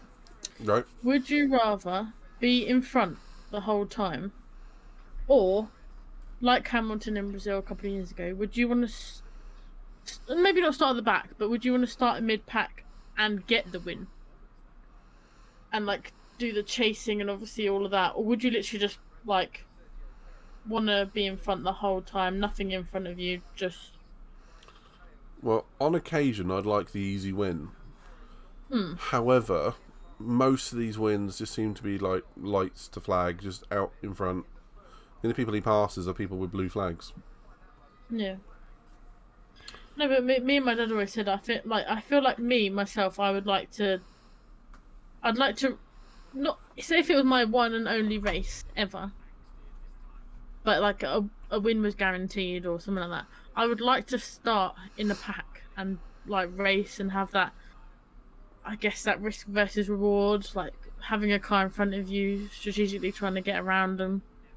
Like, not just the easy, right, yep, I'm just going on a leisurely drive, like, nothing in front of me, blah, blah, blah, blah, blah. Like, I feel like I'd enjoy that. Oh yeah, it's much I don't know, more the desirable. pressure of... Memorable. Yeah. Fun. Entertaining. Yeah, I feel like those sort of races mean a lot more to drivers than pole to win, basically. Yeah, I have to mute myself. Like we can remember, like Brazil a couple of years ago when Hamilton started at the back and then eventually won. That's a memorable race for him and for everyone.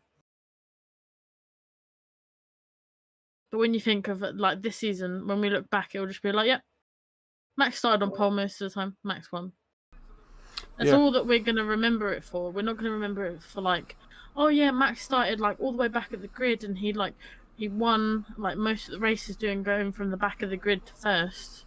It's just going to be, yep, pole to win. Like he won so many races out of the season. We remember Hungary a couple of years ago when he went from like P18 and won, or P14, whatever it was. Yeah, wasn't it like a P18 spun, still won. Pulled a 360, yeah. That we remember. Spa starting P8 or whatever, I can't remember which position it was. And that we were saying by lap 21 I'll be in the lead. And it was like, boom, that lap. Yeah. Yeah, that's a race that I feel like I'd much prefer to race through the pack and get a win. Make it a lot harder, but obviously much more rewarding in a way. But like you, if I could take the occasional win, then yeah. But not all the time. No, exactly that. I want to test my abilities a little bit more, sort of thing. Yeah, have a bit more fun with it. Yeah. Okay, Stroll rejoins in P6, right behind Tsunoda. It's a good race from the Aston Martin pair and Tsunoda today. Yeah. In fact, it's a cracking drive from Tsunoda. I Yeah, imagine had a pretty he's probably... good weekend so far. Yeah, I imagine he's going to have to stop again, though. Yeah. I feel like the Ferraris has just kind of existed, like with the Carlos Sainz. He's literally just existed in 7th place the whole race. Better than the Mercedes boys.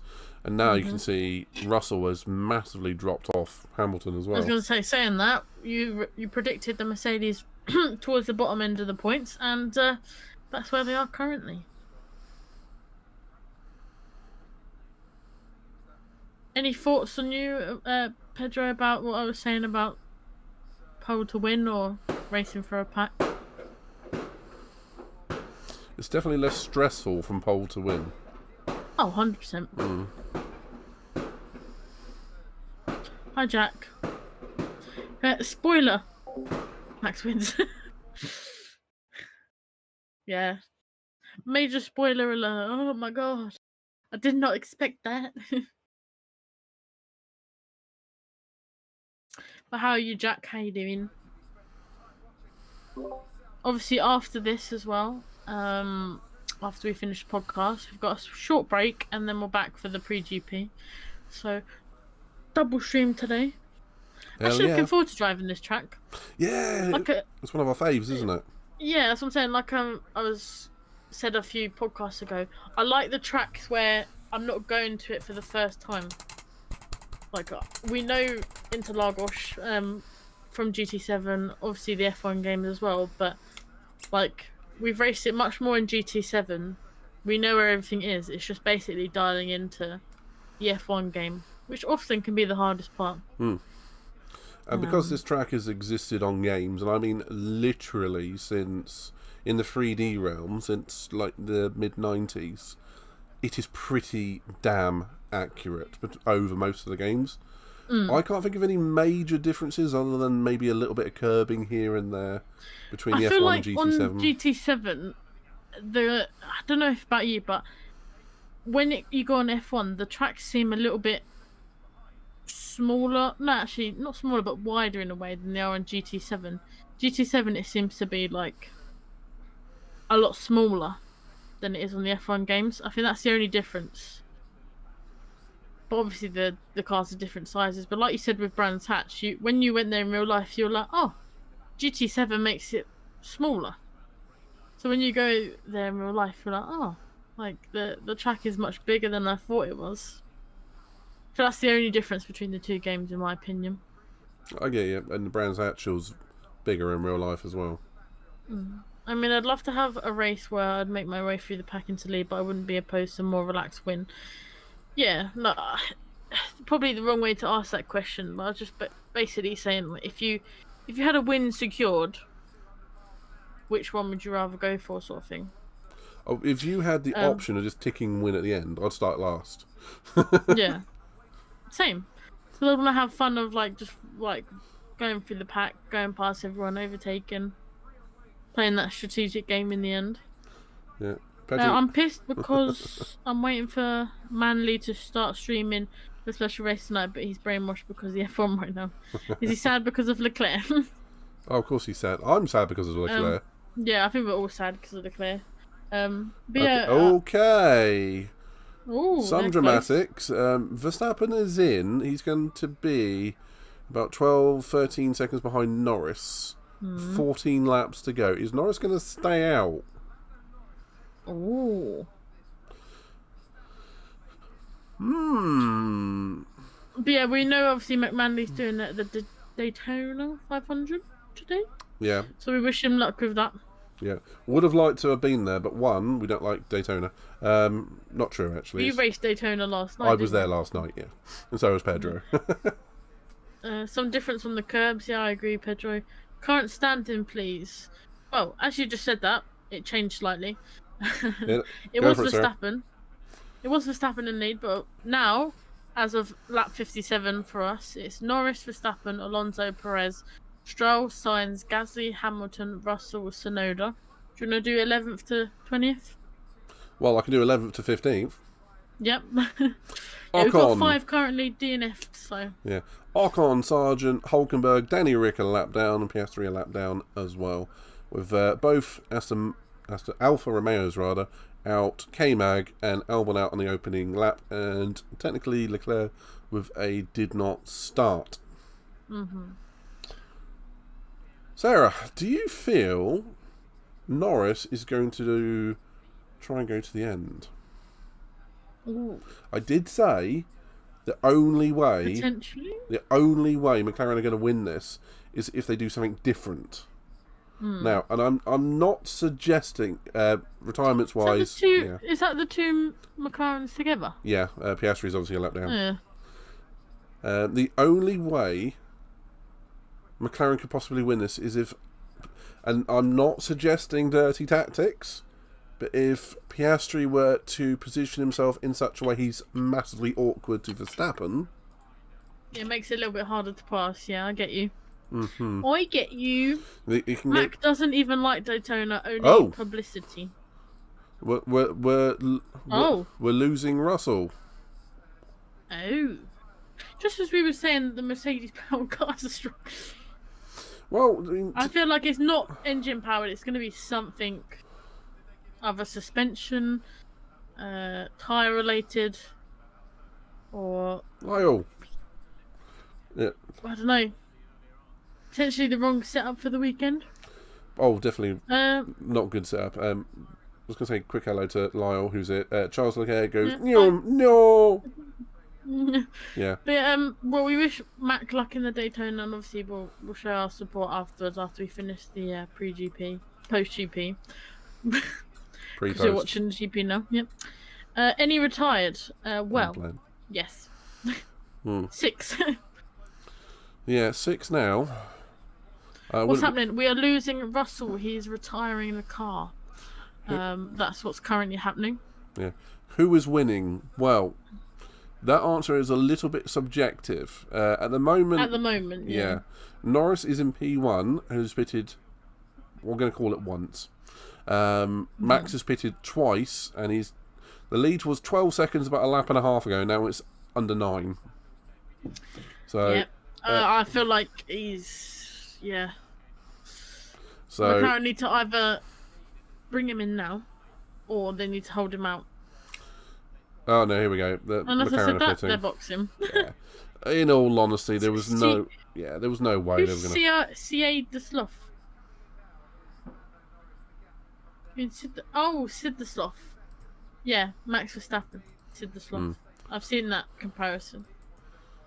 It's the eyeballs, for some reason, I was like, where does Sid the Sloth come in? And then I remembered the memes. I was like, I would imagine this is McLaren settling for second, but trying to get the fastest lap.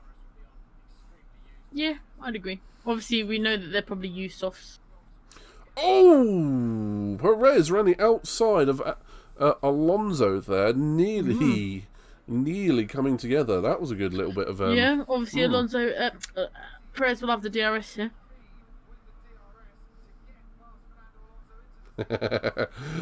Jack, you've been spotted, mate. As some of you may have already noticed, you can see both of our chats on the same screens. So there's no hiding from other people here. Have you left me? Crying face. I'm so sad.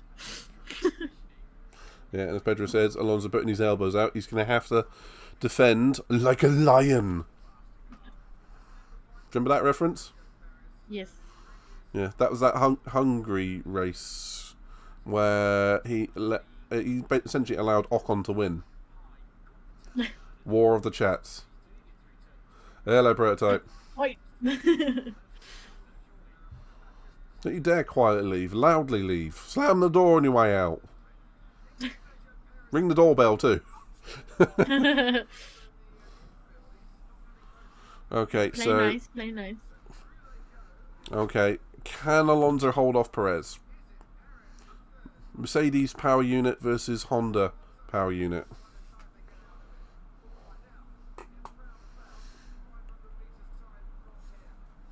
I'm surprised Piastri's still going. Yeah. Very little point to him still going around.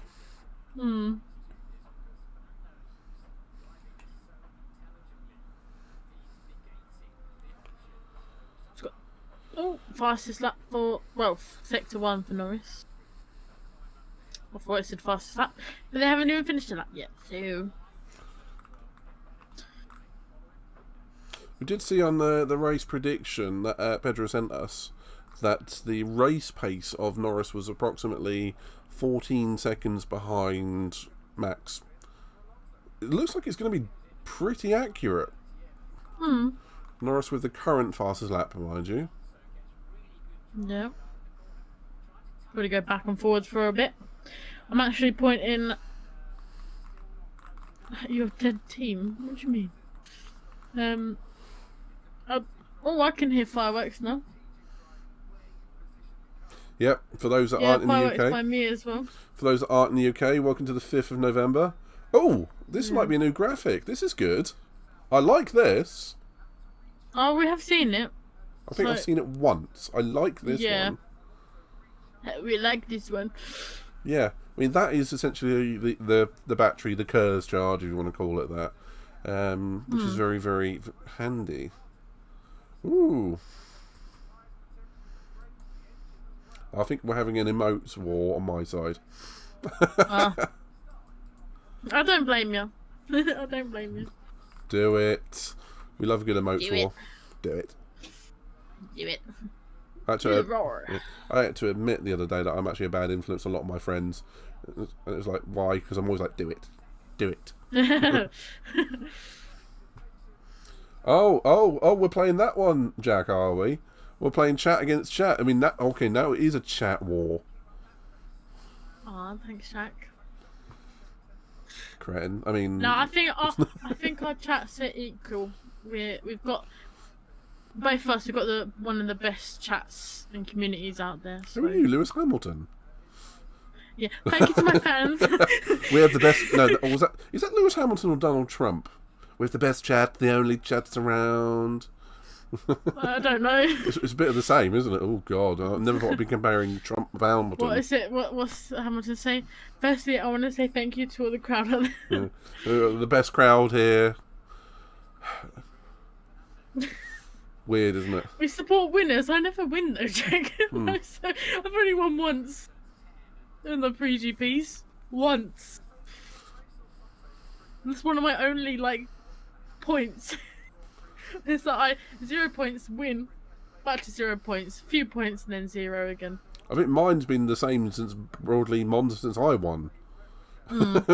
It's like we our win. Statistics are probably all over the place if we were to map it. Yeah. Be like, flatline. I'll tell you what. Since I've won, I think I've been T-boned more times than what I have points by the AI and Sarah. To be fair, to be honest, I've only ever seen Sarah in top 3 just saying, "Thank you, Jack. Appreciate you." See, evidence. Right. Jack, maybe that means you need to pop in more often when I'm doing the pre-GPs, and I'll be in the top 3 more often. Big brain. Well, I'm just hoping to get from the lights to the flag today without a stupid incident. That's all I want. A nice clean race and maybe some points. Yeah. Some points, ideally, for me. I want some points. Yeah. I need the points. Tell you what, though, But Norris... saying that... Go on. Oh, you go first. I was just going to say, tell you what, Norris looks like he's nice and quick in this last, and he's actually closed in on Verstappen. But we are talking it's still just under 10 seconds. So Yeah. he's not going to catch him, but still. Yeah, probably not. I mean, ideally, if he could, we'd love that. But is it a possibility? Don't know. Yeah. This chat war about to have the same level as Max versus Lewis in 21. Yeah. Bring it on. Yeah, bring it on.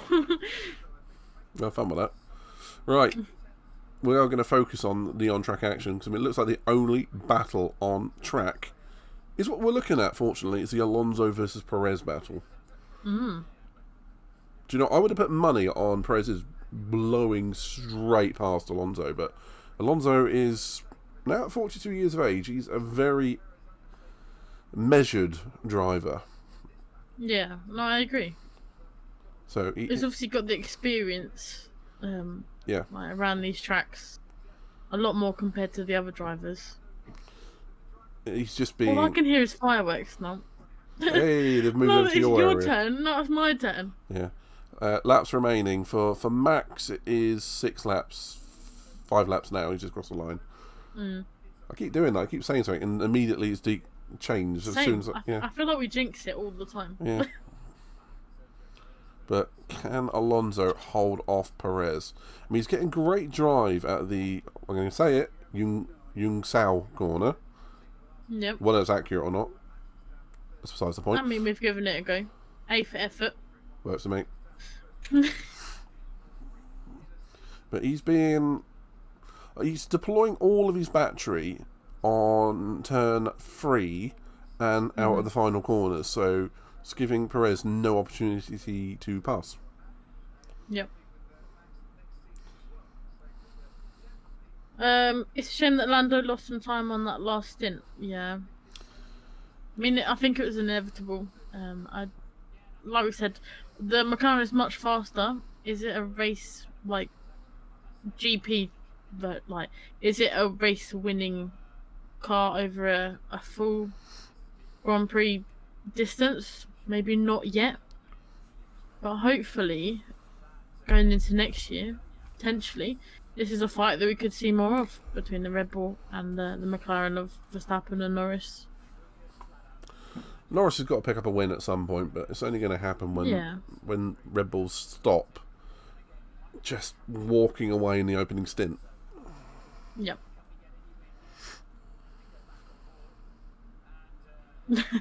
Pedro saying at the same time as me. Yeah, like Pedro said, out of this fight, I'd like to see Alonso back on the podium. I feel like the Aston Martin has been so up and down the last few races. It's like it seems to suit tracks, or it doesn't. And the upgrades that they've brought, especially last week, look like they were sugar honey iced tea. I don't know what you mean by that. Should have been could have been better for them last week, but seems like it's treated them well this week. Saying that, Stroll is in 5th, which is good going for him. Yeah, he's definitely had a better race today than he has done for most of the year. So he's finally pulled his head out of somewhere where it's been. Alonso might get a DRS from a back marker, which could help him defend his position. Either way, it's I think it is more impressive for Alonso to be holding back Perez than it is damning on Perez, but Perez has had a better race today than he has done for a while. But it's still Perez in the fastest car, not being able to overtake someone. So, but do you remember last year when we were here, when he was behind Max, and Red Bull asked him to let him through, and Max went no. I certainly do. I heard them replay that bit of broadcast just before it went live here, and it was like, ooh. Yeah, Pedro sent me a video about basically if Max was asked again, obviously because it was quite close last year, and that's why they asked. But if it was because it's quite close again here, going into the final, 2 races now. If Max was asked, would you help Perez? Max went, I don't feel like he needs helping. I'm quite confident in Checo's ability. I don't think he needs my help, and it shouldn't be down to me to help him. But they went to Perez and asked him like the same sort of question as do you reckon Max will support you? And basically went, yeah, I think I can count on Max's support. So obviously they've not talked to each other. I wouldn't be surprised if they're not talked properly in about a year, other than official team meetings. Going into final minutes, final predictions. We will Max win. Yeah. Norris seconds. I'm gonna back an Alonso third. I want to see that. Sainz looks like he's having problems with his steering wheel. Oh. Pretty much, I think everyone else was gonna stay where they are. Jack. Yeah. He didn't help last year, so as in Max didn't help Checo, Carlos might retire the car potentially. He's in running P6. All he's got to do is he's only got to get around another 2 laps. Yeah. He's best part of 20 seconds ahead of Tsunoda and 30 seconds ahead of Ocon. So he should still get points. He's just got to cruise basically. Yeah. Don't take too many risks. Yeah. With permission, Sarah, we'll try and just blitz through this one. Skip the. Yeah, of course. We'll watch the cool down room, but skip the podium. The champagne because it's the same again, isn't it? Yeah, we want a little Oh, here gap goes before our Perez. 3GP. He's got him. Oh. Well, I changed my predictions. Oh, it's been coming. Although Oh, that's Alonso have unfortunate. DRS? Alonso, He's gonna have this is going to be DRS. the only chance he gets at this.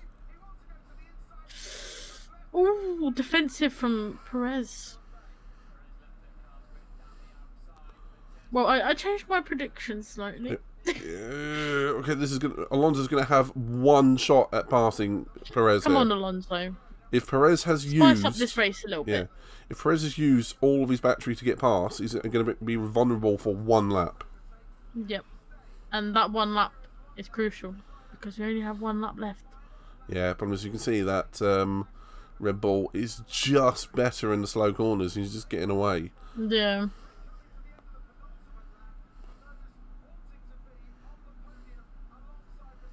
You can see Alonso's front left is looking Yeah. a little bit crappy. Worse for wear. Yeah. Okay, so Alonso's going to be coming at him into turn 1. Hmm. If you can keep it within DRS range, might spice things up Oh, a he's little definitely bit. still there. Okay, Alonso might have a shot at this coming around turn 3 into turn This 4. is his final shot. They're both going to deploy all of the battery here, I feel. If Alonso's clever, he won't. He'll save it for the end of the lap. Hmm. Oh, he's got him! Oh. Oh! That was close. That was very close. Right, it's not over yet. It is not Right, over Alonso, yet. deploy all your battery now. Right, save it for the middle sector. Save it. I don't want to see this happen. Go with the. What she said. Why? Why? Go back to the. Go back. Right, Max and Norris are finished. Right, go back to Alonso. Go back. Go back. Go back. Go back. There we go. We're back to them. Right, Alonso, use every joule of energy because Perez is right back. Alonso's wide. Oh, Alonso, come on, stick with it. Stick with it. Come on. Come on. Oh, here comes Perez. DRS is open. It's going to be close. It's going to be close. Ooh. Alonso, 53 thousandths. Yeah. Ooh. That was a photo finish and a half. Oh, Jesus. that was the best bit of the race. That was. Yeah. What happened? Alonso kept third. Well done, the pair of them. That was a really good, entertaining moment, and that is what motorsport was all about. But you can see that Look speed. At this. Oh my god! Oh. If that finish line was any further, I feel Perez would have just got him. I think Alonso won that by about a length of a ruler, Yeah. if that. Top 3: Max, Norris, Max, Lando, and Fernando. That rhymes a little bit. Yeah, Lando and Nando. Do you reckon Lando goes to Nando's with Maybe, Fernando? With Fernando.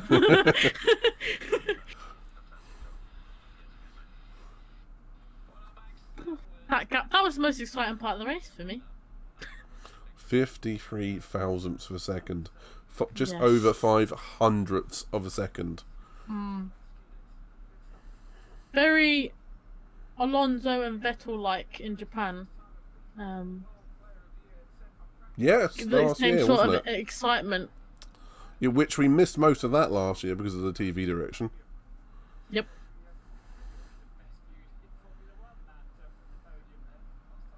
Great top 3 this race, yeah. My prediction, yes, I got it. I thought about changing it, but no, I went no, I'll stick with it. I'll stick with it, but I nearly lost. Look at those tyres. That is right. The reason why they look like that is because they're going offline on the way back to the Yeah, to Parc pick it up. Ferme to make sure the car is overweight by the time they stop. And ride height as well. True, it is a bit of both. But more than anything, they measure the ride height by that plank, which is how Leclerc and Hamilton got a disqualification in Austin.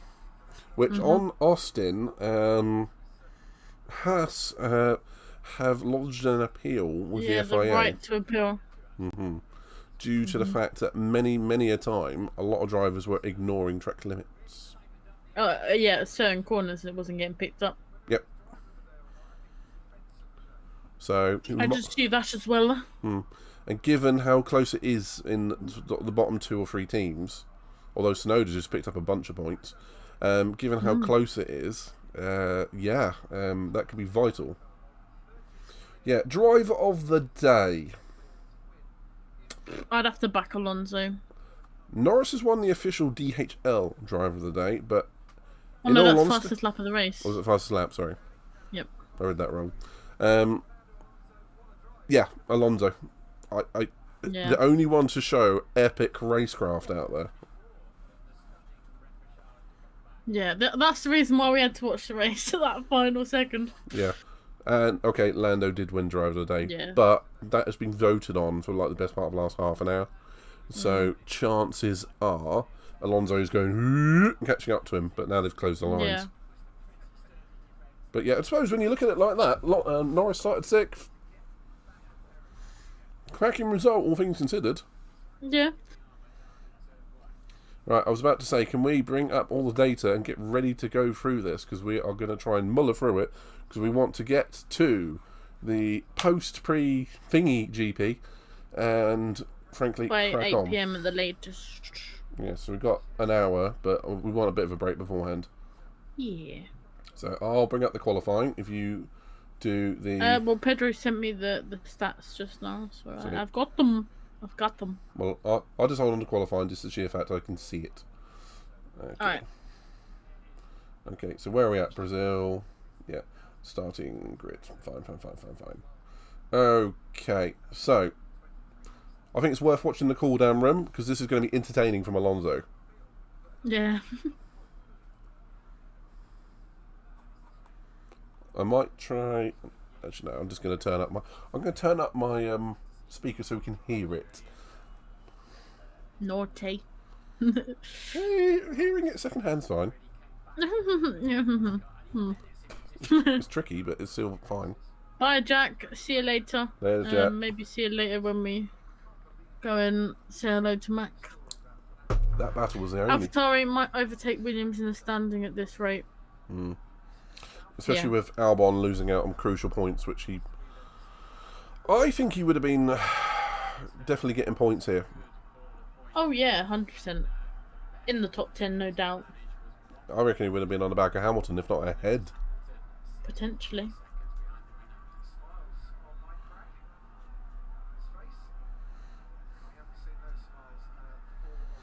That is an unfortunate name, though, isn't it?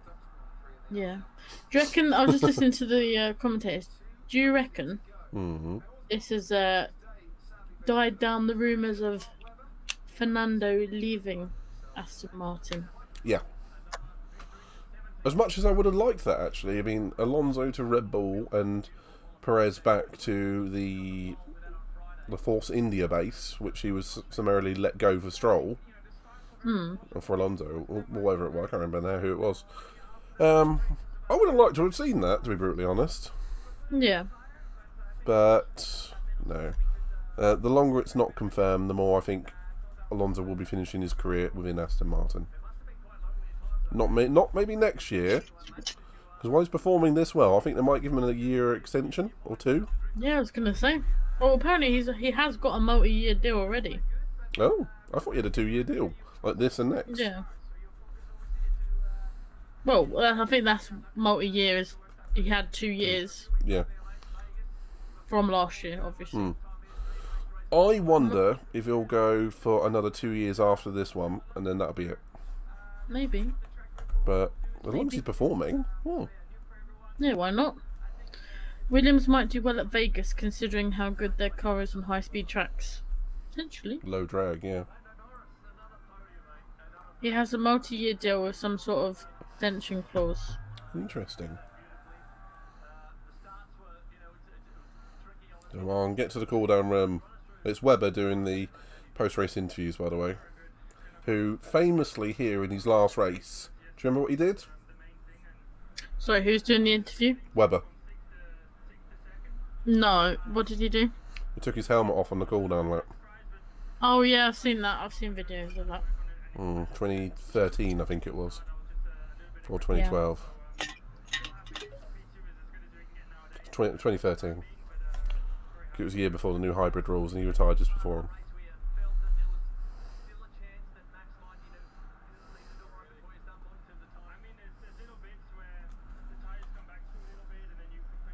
You're saying that? Did you see earlier? You know, obviously in the media at the moment, it's a bit with what happened in the 2008 Grand Prix around here.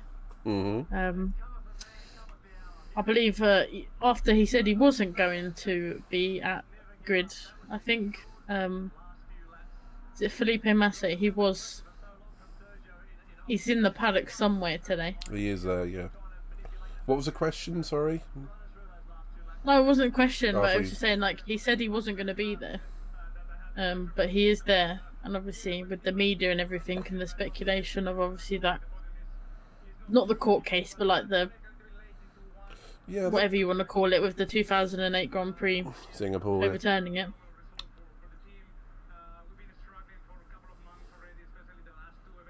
Like we've gone back to it so many times, if they do something with that 2008 championship, they're going to have to go back and change so many. Yeah, that's where it's tricky, isn't it? It's almost not worth it in a way. Yeah, there needs to be Just a give them statute. some compensation and that's it.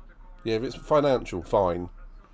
But Yeah. there needs to be a statute of limitations of 5 years for that sort of thing.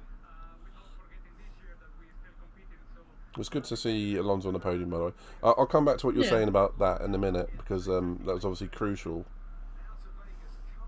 It's amazing how some races, and I can name a few in particular, which massively affect the future of F1. Imola 94, obvious reasons for 2 deaths that weekend. Adelaide 94 with Schumacher and Hill. Okay, I'm going to turn this up. I'll come back to that point.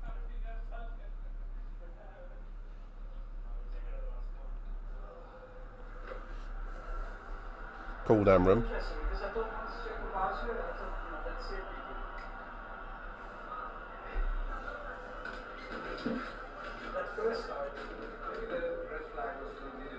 Replaying the start at the moment. I wonder if they'll show Alonso how close it was at the end. Well, they want to see it. Look, they're fans of the sport too. They want to see this. Yeah. Now What we've seen, a lot of them watch on the big screens. Alonso does, when they're yeah. going around. Yeah. And so does Max, yeah. Yeah, I think the 2 cars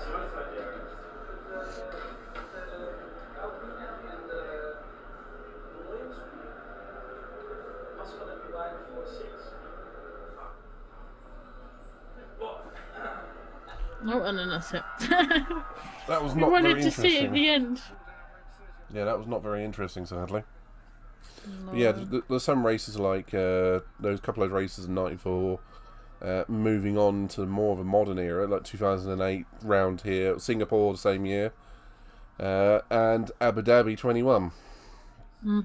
Some races that are forever talked about for good reason, and some that they would. If you go back and change one thing from 2008, you'd have to rewrite so much to the history of the sport, one way or another, with legal challenges and whatnot. I mean, Michael Schumacher would lose probably 1 or 2 championships. Max would lose 1, Hamilton would lose 1, gain 1. Weird, isn't it? Yeah. So it's very dangerous, that talk. Very dangerous. That's why, like, the only way I think he's going to get anything out would be compensation, because it's almost like rewriting the history books in a way, isn't it? If you go back and you do all the championships and change them all around, it's Exactly that. It's difficult one. I see why he's obviously wanting to, because if it's his only possible drivers' championship, then I see why he's fighting hard for it. But at the end of the day, like, not to be rude, but like in that season, he maybe should have done a little bit better. You're not wrong. You're definitely not wrong. Right, shall we move on to the breakdown? Because we are going to run out of time otherwise. Yeah. Let's go. Right. Let's go. Bear It's with me, Mario. Right, bear with me a second. Okay, because we don't need to see this.